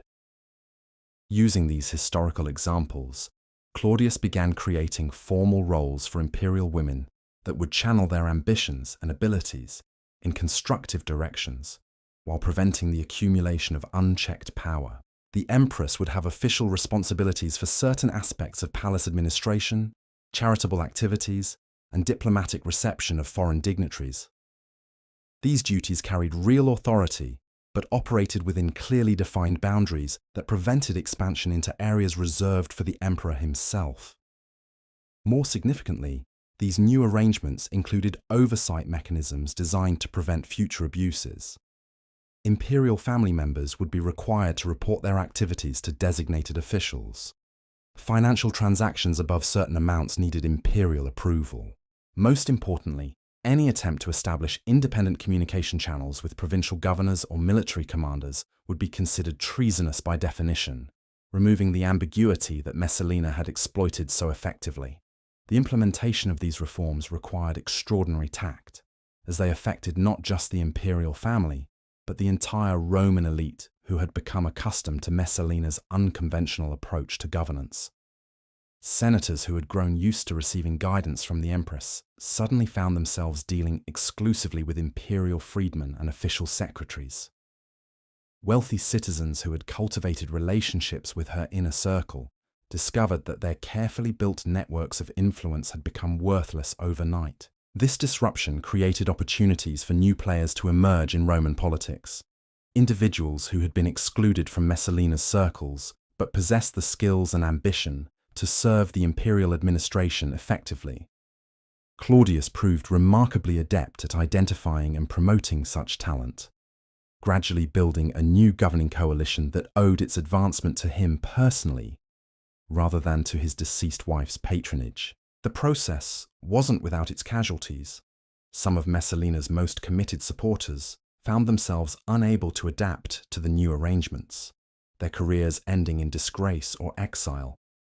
Others attempted to maintain underground networks of communication and influence, only to discover that the emperor's new security measures were far more comprehensive than they had anticipated. A few made desperate attempts to flee the empire entirely, seeking refuge in client kingdoms or barbarian territories beyond Roman reach. But perhaps most tragic were those who had genuinely believed in Messalina's vision of a more inclusive form of Roman governance. Women particularly who had seen in her example the possibility of meaningful participation in public life. Her fall didn't just eliminate a powerful individual, it discredited an entire approach to gender relations that had begun to gain acceptance among progressive elements of Roman society. The backlash was swift and comprehensive, with traditional voices using her fate as evidence that women's involvement in politics inevitably led to corruption and chaos. This conservative reaction extended far beyond the imperial palace by Messalina's example too, affecting women throughout the empire who had been inspired to claim greater authority in their own communities. Wives of provincial governors found their unofficial advisory roles questioned and constrained. Wealthy women who had begun involving themselves in business decisions discovered renewed resistance from male relatives and partners. Even in the most private domestic settings, the balance of power between husbands and wives shifted back toward traditional patterns, as men cited imperial precedent to justify reasserting their authority. The irony was profound and painful. Messalina's attempt to expand opportunities for women had ultimately resulted in their constriction.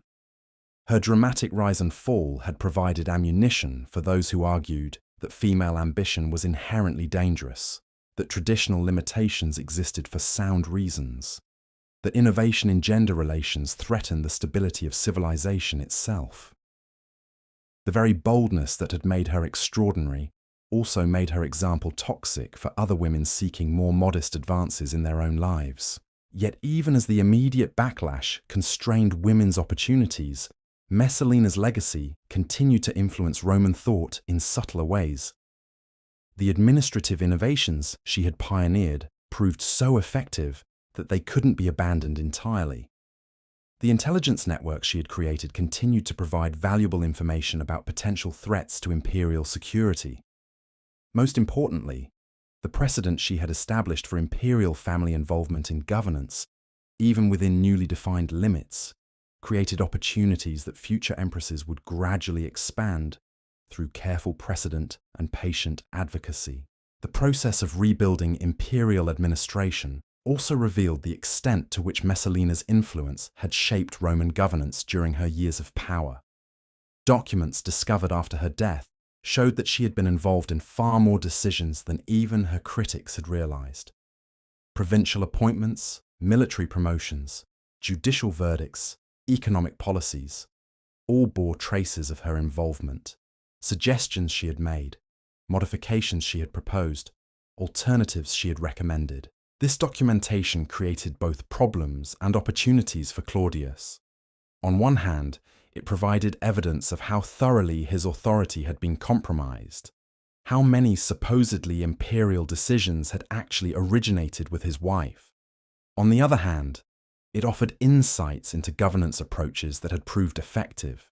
innovations that could be preserved even as their original author was condemned. The challenge was separating useful policies from their tainted source, maintaining what worked while rejecting what was dangerous. The Empress' solution was to conduct what amounted to a comprehensive audit of his own reign, examining every major decision made during Messalina's years of influence to determine which should be continued, modified, or reversed entirely. This process took months and required the involvement of hundreds of officials who had to navigate the delicate task of criticizing policies they had previously implemented, while avoiding any suggestion that they had been complicit in treasonous activities. The results of this audit revealed the complexity of Messalina's impact on Roman governance. Many of her suggestions had indeed improved imperial efficiency and effectiveness. Her emphasis on gathering detailed information before making decisions had prevented several potential military disasters. Her attention to provincial concerns had helped maintain stability in regions that might otherwise have erupted in rebellion. Her focus on economic development had contributed to the prosperity that marked much of Claudius's reign. But interwoven with these genuine achievements were policies that served her personal interests rather than imperial welfare. Appointments that strengthened her network of supporters rather than advancing qualified candidates. Legal decisions that eliminated personal enemies rather than serving justice. Economic arrangements that enriched her associates while imposing costs on the broader population. The challenge was identifying and reversing these self-serving elements while preserving the legitimate innovations that had benefited the empire. This sorting process required not just administrative skill, but considerable political courage. Many of the policies that needed reversal had created powerful beneficiaries who would resist change. Some of the officials who had implemented problematic decisions remained in positions where they could obstruct reform efforts. Most challenging of all, some policies had produced mixed results, combining genuine benefits with problematic side effects that made simple judgments impossible. The emperor's approach to these complexities demonstrated the analytical skills that had made him an effective scholar before his unexpected elevation to imperial power. He established review committees that examined each policy area systematically, gathering testimony from all affected parties, analyzing results against stated objectives, comparing outcomes with alternative approaches that might have been pursued. The process was methodical, thorough, and designed to reach conclusions based on evidence rather than political convenience or personal prejudice. But even the most careful analysis couldn't eliminate the political dimensions of these decisions. Every policy change created winners and losers. Every reform generated support from some quarters and opposition from others. Claudius found himself navigating factional conflicts that had been suppressed during Messalina's dominance, but now emerged with renewed intensity as different groups competed to shape the post-Messalina imperial system. The resolution of these conflicts required all the diplomatic skills Claudius could muster. Along with some he had to develop through trial and error. He learned to build coalitions that could support necessary changes, while minimizing organized resistance. He discovered the importance of timing, introducing controversial reforms when political circumstances were most favorable, and delaying others until opposition could be reduced through negotiation or compromise. Most importantly, he developed the ability to frame policy changes in terms of returning to traditional Roman values, rather than rejecting his wife's innovations, making reform seem conservative rather than radical. This rhetorical strategy proved crucial for maintaining stability during the transition period. By emphasizing continuity with Republican traditions and early imperial precedents, Claudius could implement significant changes while avoiding the appearance of dramatic policy reversals that might have suggested weakness or uncertainty. The emperor, who had been mocked for his scholarly interests, now found those very qualities essential for legitimizing necessary reforms through careful attention to historical precedent and legal principle. The success of this approach gradually restored confidence in imperial governance among Romans who had been unsettled by the unprecedented arrangements of Messalina's era. Traditional senators appreciated the return to more familiar procedures and relationships. Provincial administrators welcomed clarified authority structures that eliminated the confusion created by competing power centers.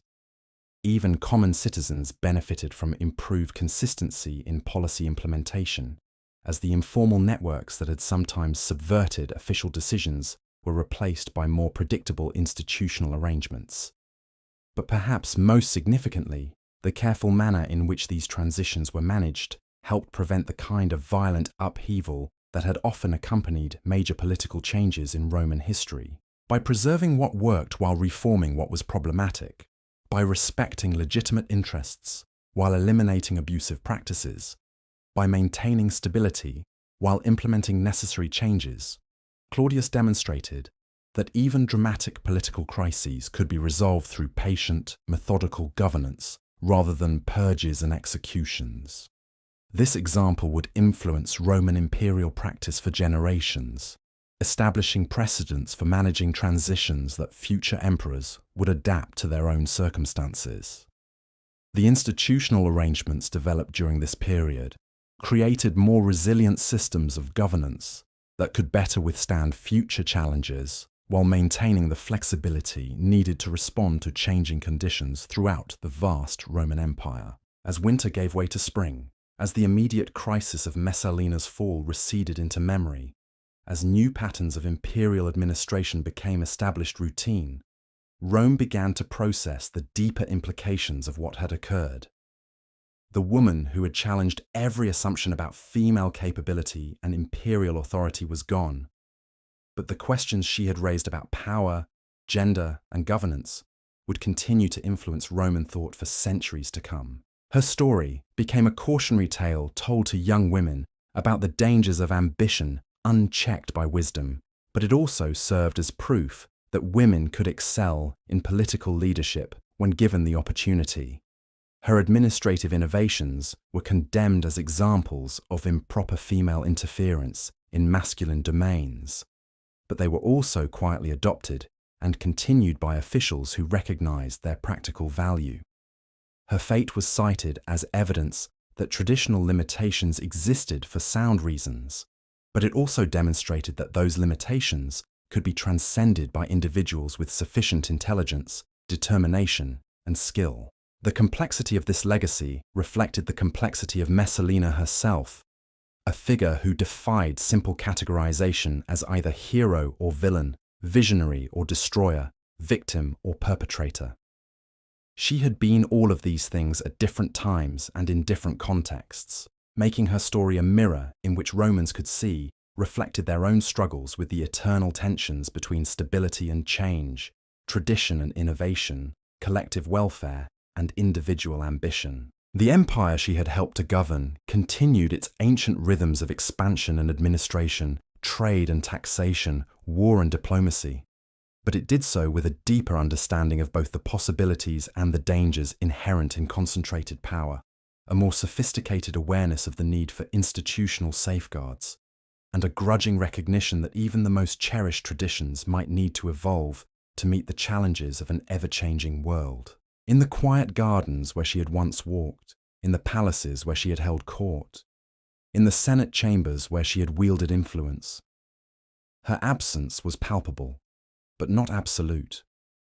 The spaces she had occupied retained the memory of her presence, the echo of her voice, the lingering sense that something extraordinary had passed through those halls and left them forever changed by her passage.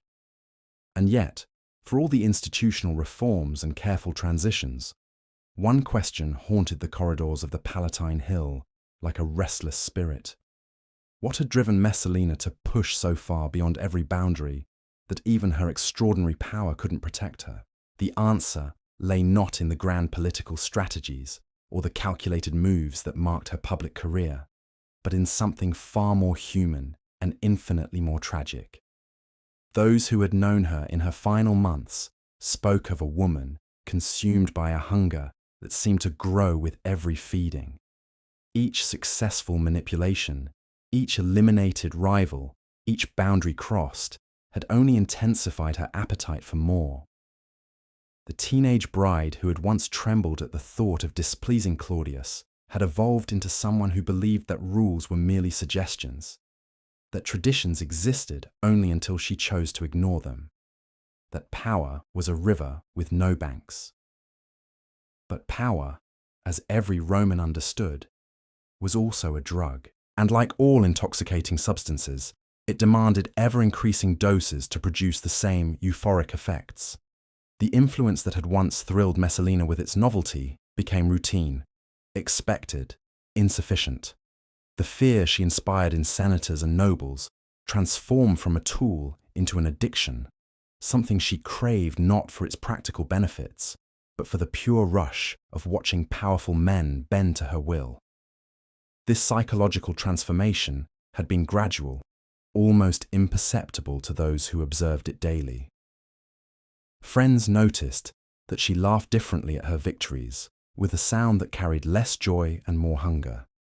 Servants whispered about how she would pace her chambers late at night, restless with energies that no amount of luxury or flattery could satisfy. Even her children began to sense something unsettling in their mother's intensity, the way her attention could focus on them with frightening completeness before shifting elsewhere like a searchlight seeking new targets. The relationship with Silius had initially offered something different: genuine partnership, intellectual stimulation, the rare experience of being challenged rather than simply obeyed. For a brief period, their connection had seemed to satisfy needs that power alone could never address. Here was someone who could match her wit, appreciate her intelligence, respond to her as a woman rather than merely as an empress. The early stages of their affair had been marked by conversations that lasted until dawn, debates about philosophy and poetry that revealed depths in both participants that the brutal world of Roman politics rarely allowed to surface. But even this relationship couldn't escape the gravitational pull of Messalina's appetite for dominance. What began as partnership gradually shifted into another form of conquest, another demonstration of her ability to claim whatever she desired. Silius, for all his noble birth and senatorial dignity, became another trophy in her collection, proof that even Rome's most eligible bachelor could be possessed by her will. The very qualities that had initially attracted her, his independence, his aristocratic bearing, his refusal to be easily impressed, became challenges to overcome rather than traits to cherish. The wedding ceremony itself represented the culmination of this process, the moment when partnership transformed completely into possession. By forcing Silius to marry her publicly while she remained wedded to Claudius, Messalina wasn't just claiming him as a husband, she was asserting her right to redefine the most sacred institutions of Roman society according to her personal desires. The man she had once loved became an instrument in her ultimate test of whether Roman civilization would bend to accommodate her will. This progression from affection to exploitation revealed something profound about the corrupting nature of absolute power. Messalina hadn't set out to destroy the man she claimed to love. She had simply become incapable of maintaining any relationship that didn't ultimately serve her need for dominance and control. The woman who could manipulate senators and intimidate generals found it impossible to sustain the vulnerability that genuine love required. Every relationship became political. Every emotion became strategic. Every human connection became another opportunity to demonstrate her supremacy. The tragedy was compounded by the fact that those closest to her recognized what was happening, but felt powerless to intervene. Narcissus had watched her transformation with growing alarm, understanding that each escalation made her more dangerous, not just to others, but to herself. He had tried, in his careful way, to suggest that perhaps she was moving too quickly, pushing too hard, creating unnecessary enemies through actions that served no practical purpose. But by then, Messalina had become incapable of hearing warnings that suggested limitations on her power.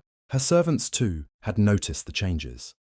Women who had dressed her hair and managed her correspondence for years spoke quietly among themselves about how their mistress seemed to derive less pleasure from her victories, how her triumphs left her restless rather than satisfied. They watched her pace the palace corridors like a caged animal, beautiful and deadly, and increasingly isolated by the very power that had once seemed to promise everything she could desire. Even her children felt the effects of their mother's transformation. Britannicus, still young enough to seek affection without calculating its political implications, found himself increasingly confused by a mother who could be tender one moment and terrifyingly focused the next. Messalina loved her son genuinely, but even that maternal affection became entangled with her political ambitions, her need to secure his future through methods that would ultimately threaten his very survival.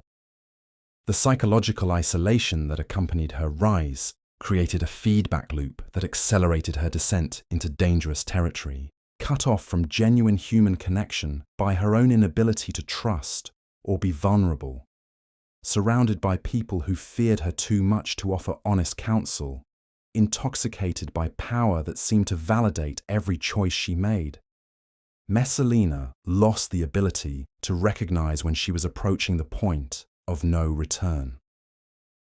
This internal journey from ambition to obsession played out against the backdrop of an empire that continued its ancient rhythms regardless of palace drama. While Messalina struggled with appetites that couldn't be satisfied, Roman legions maintained order along distant frontiers. While she orchestrated the deaths of perceived enemies, merchants conducted trade that enriched provinces from Britain to Egypt. While she attempted to reshape the fundamental institutions of Roman marriage and governance, ordinary citizens lived their lives according to patterns established by centuries of tradition. This contrast between the intensely personal drama of imperial politics and the vast, impersonal machinery of Roman civilization highlighted one of the most important lessons embedded in Messalina's story. Individual ambition, no matter how extraordinary, ultimately crashed against the weight of collective human experience. The traditions she sought to overturn had been built through generations of trial and error, refined through countless experiments in human organization, validated through their ability to sustain complex societies across vast distances and long periods of time. Her failure wasn't primarily a failure of intelligence or even of character.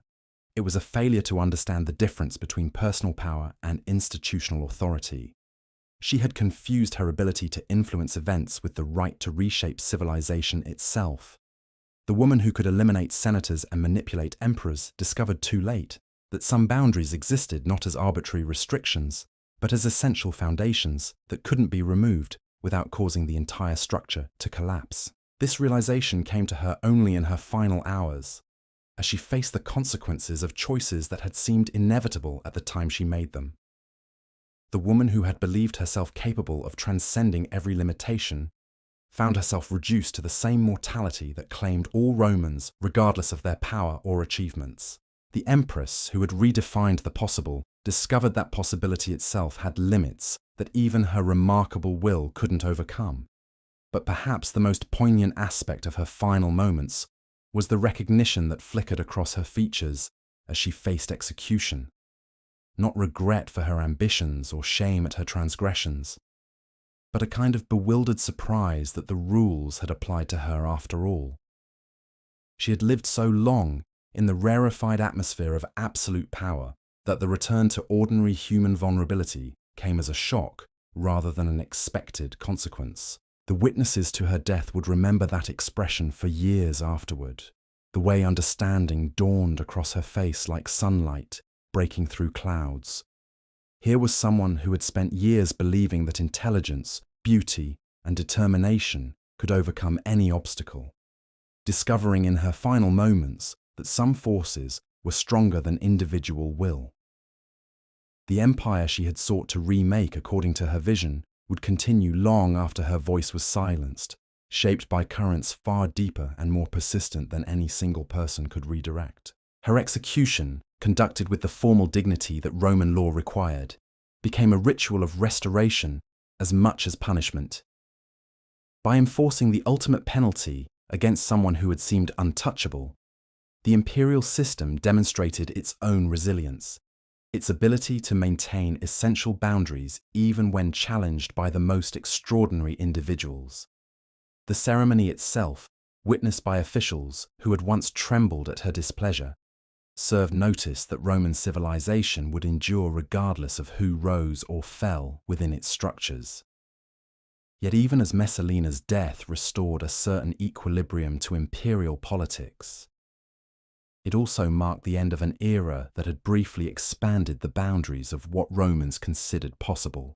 Her administrative innovations, her political networks, her demonstration that women could excel in governance, all of these contributions survived her physical destruction, embedded in the institutional memory of an empire that learned from every crisis it survived. The months that followed her execution saw a gradual return to more traditional patterns of imperial administration, but they were traditional patterns informed by lessons learned during her extraordinary career. Future empresses would operate within clearer boundaries, but those boundaries encompassed roles and responsibilities that had been unimaginable before Messalina demonstrated their possibility. The woman who had pushed too far too fast had nonetheless moved the frontier of the possible to territory that could never be completely abandoned. This complex legacy, part cautionary tale, part inspiration, part institutional reform, reflected the fundamental ambiguity that surrounded all exercises of power in the Roman world. The same qualities that made someone capable of great achievements also made them capable of great destruction. The same ambition that drove beneficial innovations could also lead to catastrophic overreach. The same intelligence that solved complex problems could also devise elaborate schemes for personal advancement at the expense of collective welfare. Romans understood these paradoxes intuitively, having watched them play out repeatedly throughout their long history of expansion and governance. They knew that power attracted both the best and worst human impulses, that authority could ennoble or corrupt depending on the character of those who wielded it, that the same individual could serve as both savior and destroyer at different points in their career. Messalina's story fit perfectly into this tradition of moral complexity, offering no simple lessons, but plenty of material for reflection on the eternal dilemmas of leadership and authority. As winter deepened and Rome settled into the rhythms that would define the remainder of Claudius's reign, the emperor himself grappled with emotions and insights that would shape his approach to governance for his remaining years. The man who had trusted completely discovered the necessity of verification. The scholar who had preferred theoretical solutions learned to appreciate practical safeguards. Most importantly, the ruler who had delegated extensively began to understand which responsibilities could be shared and which must remain exclusively imperial. These hard-won insights would serve Claudius well in the challenges that lay ahead, but they came at enormous personal cost. The marriage that had begun with genuine affection and mutual respect had ended in betrayal and execution. The partnership that had promised to combine his scholarly approach with her political instincts had devolved into a shadow government that threatened the very foundations of imperial authority. The woman he had loved had become the greatest threat to everything preserve. The emotional he sought to protect and toll of these realizations was evident to anyone who observed the emperor in the months following Messalina's death. The man who had once approached problems with scholarly detachment now showed signs of the wariness that came from personal betrayal. His decisions carried a new weight of caution.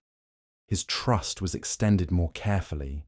His confidence in his own judgment bore the scars of having been so thoroughly deceived by someone he had known intimately. Yet this emotional damage also produced a kind of wisdom that served the empire well.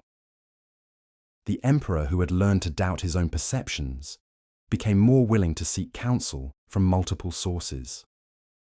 The ruler who had discovered the limits of personal trust developed institutional mechanisms that didn't depend on individual loyalty.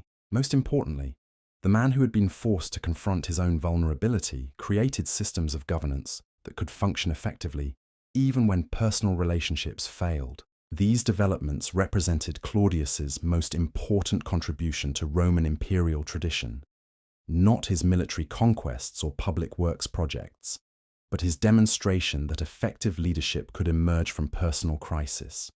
that institutional wisdom could grow from individual failure, that the empire could become stronger through learning from its most dangerous internal threats.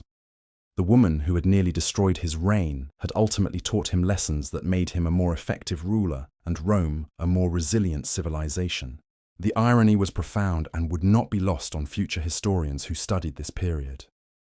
Messalina's greatest service to the empire came not through her administrative innovations or political insights, but through the crisis she created that forced fundamental improvements in imperial governance. Her betrayal taught Claudius lessons about power and trust that no amount of scholarly study could have provided.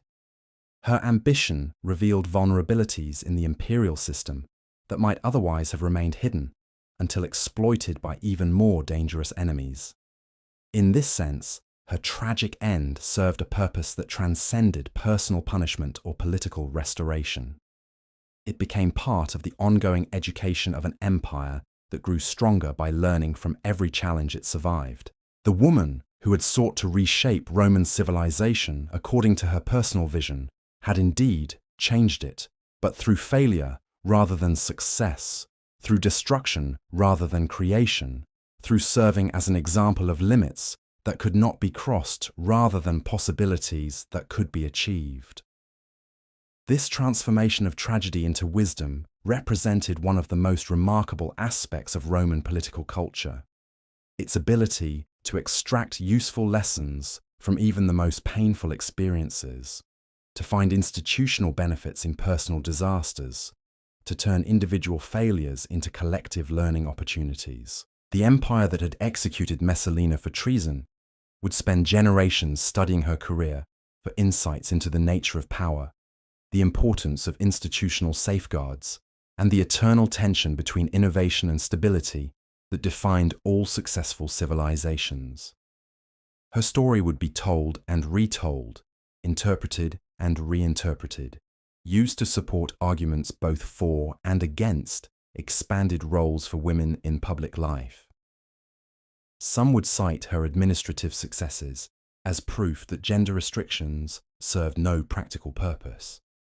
Others would point to her ultimate failure as evidence that traditional limitations existed for sound reasons. Most would recognize the complexity of her legacy, the way she embodied both the potential and the dangers inherent in concentrated power, regardless of who exercised it. But perhaps the most enduring aspect of her influence would be the questions she raised rather than the answers she provided. What were the proper limits of imperial authority? How could individual ambition be channeled to serve collective welfare? What institutional safeguards were necessary to prevent the emergence of shadow governments?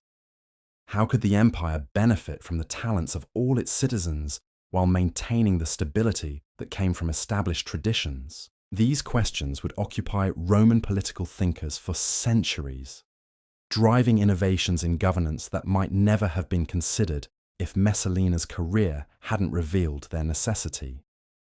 The woman who had pushed beyond every boundary had, in her failure, helped to define the boundaries that would protect the empire from future threats. Her legacy lived not in the institutions she had tried to create, but in the improvements her challenge had inspired in the institutions that survived her. As spring approached, and Rome began another cycle of renewal and growth, as the immediate trauma of her fall receded into the category of historical lessons, rather than current crises, the Eternal City continued its ancient work of transforming individual human dramas into collective wisdom. The woman who had briefly seemed to hold the empire in her hands was gone, but the empire itself remained, strengthened by the ordeal, wiser for the experience, more resilient for having survived its most extraordinary internal challenge. In the gardens where she had once walked, new flowers would bloom according to patterns established long before her birth and destined to continue long after her death. In the palaces where she had held court, new voices would debate the eternal questions of power and responsibility that had consumed her final years. In the Senate chambers where she had wielded unprecedented influence, new leaders would grapple with the same tensions between tradition and innovation that had ultimately claimed her life. But they would do so with the benefit of her example, both positive and negative, to guide their choices and inform their judgment. The empire she had sought to remake had indeed been changed by her passage through it, not according to her vision, but in ways that honored the complexity of her legacy, while protecting against the dangers her career had revealed. She had become part of Rome's eternal conversation with itself about the nature of power, the requirements of leadership, and the price of pushing too far beyond the boundaries that defined civilization itself. In this way, her death became not an ending, but a transformation, not a conclusion, but a continuation of the ancient dialogue between individual ambition and collective wisdom that had always defined the Roman experiment in governance. The woman who had believed herself capable of transcending every limitation had become herself a lesson in the importance of limits, a reminder that even the most extraordinary individuals remain subject to forces larger and more enduring than any single human will. And in that transformation lay perhaps the only kind of immortality that truly mattered, not the personal survival that she had sought through power and influence, but the institutional wisdom that her career had helped to create, the enhanced understanding of human nature and political reality that would guide future generations long after her name had faded from common memory into the province of scholars and storytellers who would continue to grapple with the eternal questions her remarkable life had raised. The empire that had condemned Messalina would spend decades processing the implications of what her career had revealed about power itself. But tonight, as we near the end of this extraordinary story, I want you to consider something that the ancient sources rarely discuss. The ordinary Romans who witnessed these events unfold, the citizens who watched an empress rise to unprecedented heights before crashing down in spectacular ruin. Picture a shopkeeper in the Suburra, Rome's crowded working-class district, hearing whispers about the empress's latest scandal while measuring grain for customers. Imagine a soldier stationed along Hadrian's Wall, receiving garbled reports about palace intrigue that seemed as distant as mythology, yet somehow affected the very legitimacy of the orders he followed. Think about a provincial governor's wife in Gaul, wondering whether Messalina's example meant she too could claim greater authority in her husband's administration, or whether the empress's fate proved that such ambitions were inherently dangerous. These ordinary people, whose names history never recorded, were nonetheless participants in the great drama that Messalina's life represented. They lived through a period when the fundamental assumptions about gender, power, and imperial authority were challenged more directly than ever before in Roman history. Their reactions, their conversations, their private thoughts about what they witnessed would shape Roman culture for generations, even though no historian bothered to document their perspectives. The baker who supplied bread to the palace servants heard stories that never reached official chronicles. The seamstress who repaired tunics for Praetorian guards learned details about imperial security that revealed just how dangerous the situation had become. The teachers who instructed the children of senators absorbed their students' innocent repetitions of conversations overheard in wealthy households, gaining insights into how Rome's elite really viewed their empress's unprecedented behavior. What emerges from these forgotten voices is a picture of a society in genuine uncertainty about what kind of future they were witnessing being born. Messalina's career had shown that a woman could govern effectively, that traditional gender roles might be more flexible than anyone had previously imagined, that the empire itself could function under arrangements that would have been unthinkable to their ancestors.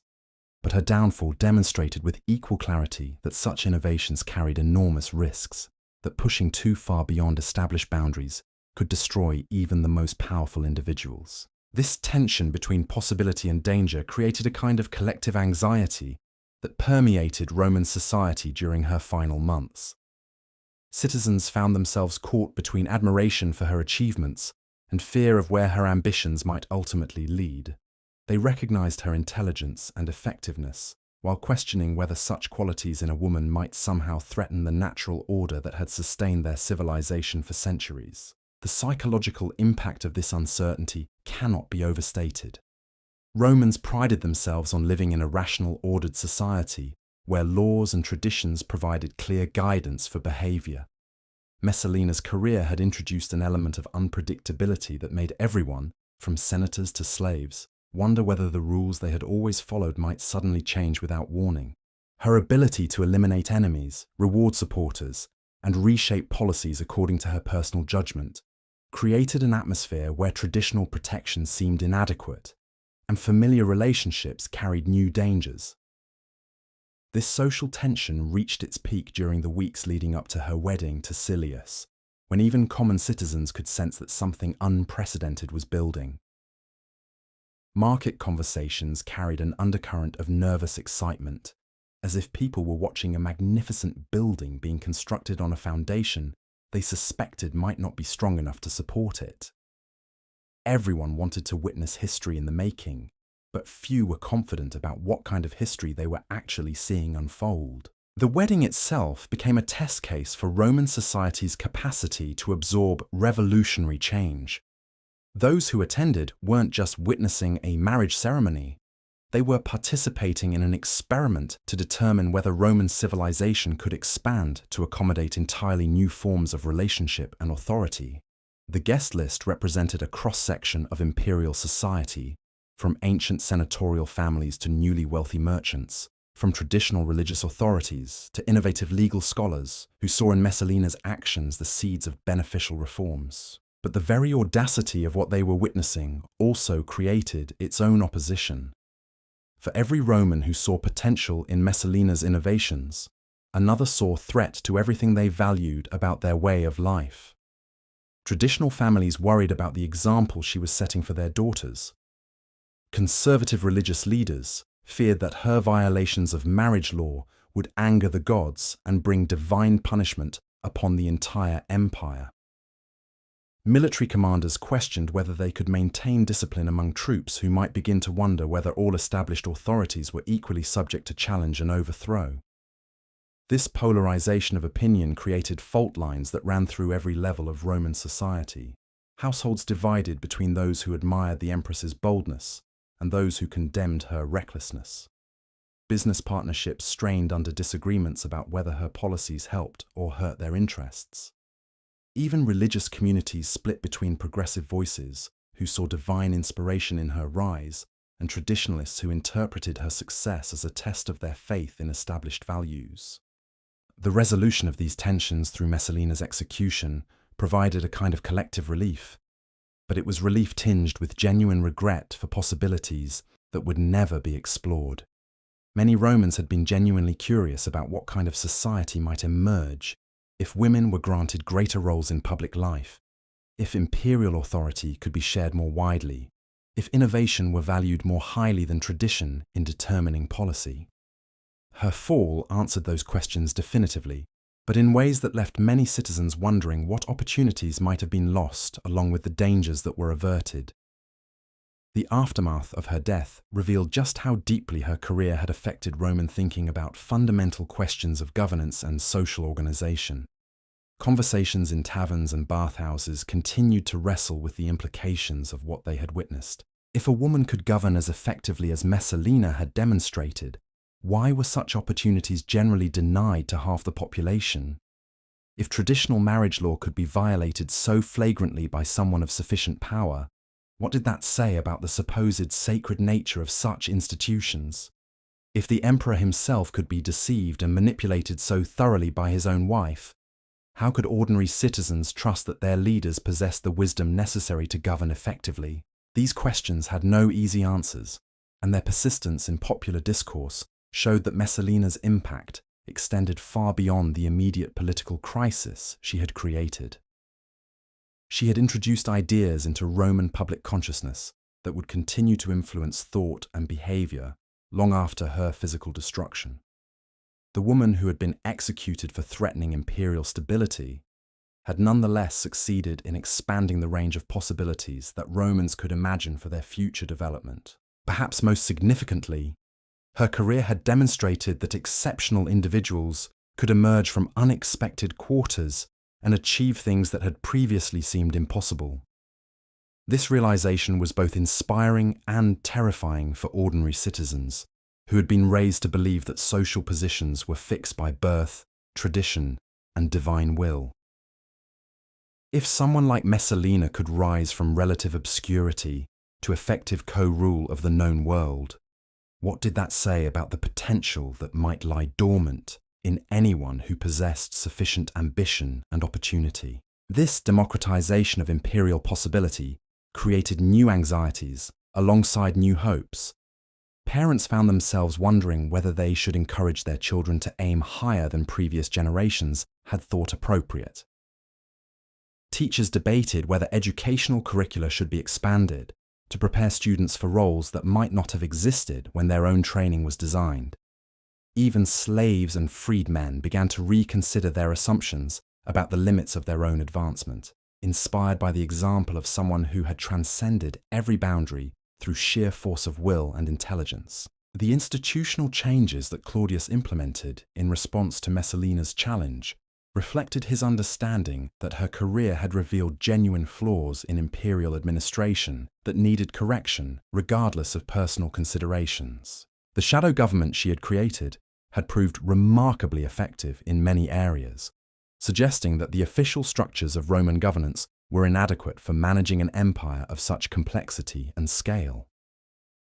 Her networks of information gathering, policy coordination, and personnel management had filled gaps that formal institutions had failed to address. But incorporating these innovations into legitimate governmental structures required careful navigation of the same social tensions that had surrounded Messalina herself. Officials who recognized the practical value of her approaches had to find ways to implement them that didn't appear to endorse her treasonous methods. Senators who had benefited from her informal consultation processes needed to create formal equivalents that provided similar benefits, without threatening traditional authority structures. Most challenging of all, the emperor had to find ways to expand imperial administrative capacity without creating new opportunities for future empresses to accumulate dangerous levels of independent power. And so ends the story of Valeria Messalina, a woman who dared to rewrite the rules of an empire, only to discover that some boundaries cannot be crossed without consequence. Her rise from teenage bride to shadow empress reveals timeless truths about power's intoxicating nature and its ultimate limits. Though history remembers her fall, her legacy lives on in the questions she forced Rome to confront about leadership, innovation, and the eternal tension between individual ambition and collective wisdom. Perhaps that's her true immortality, not in the power she wielded, but in the conversations about possibility and restraint that her extraordinary life continues to inspire across the centuries.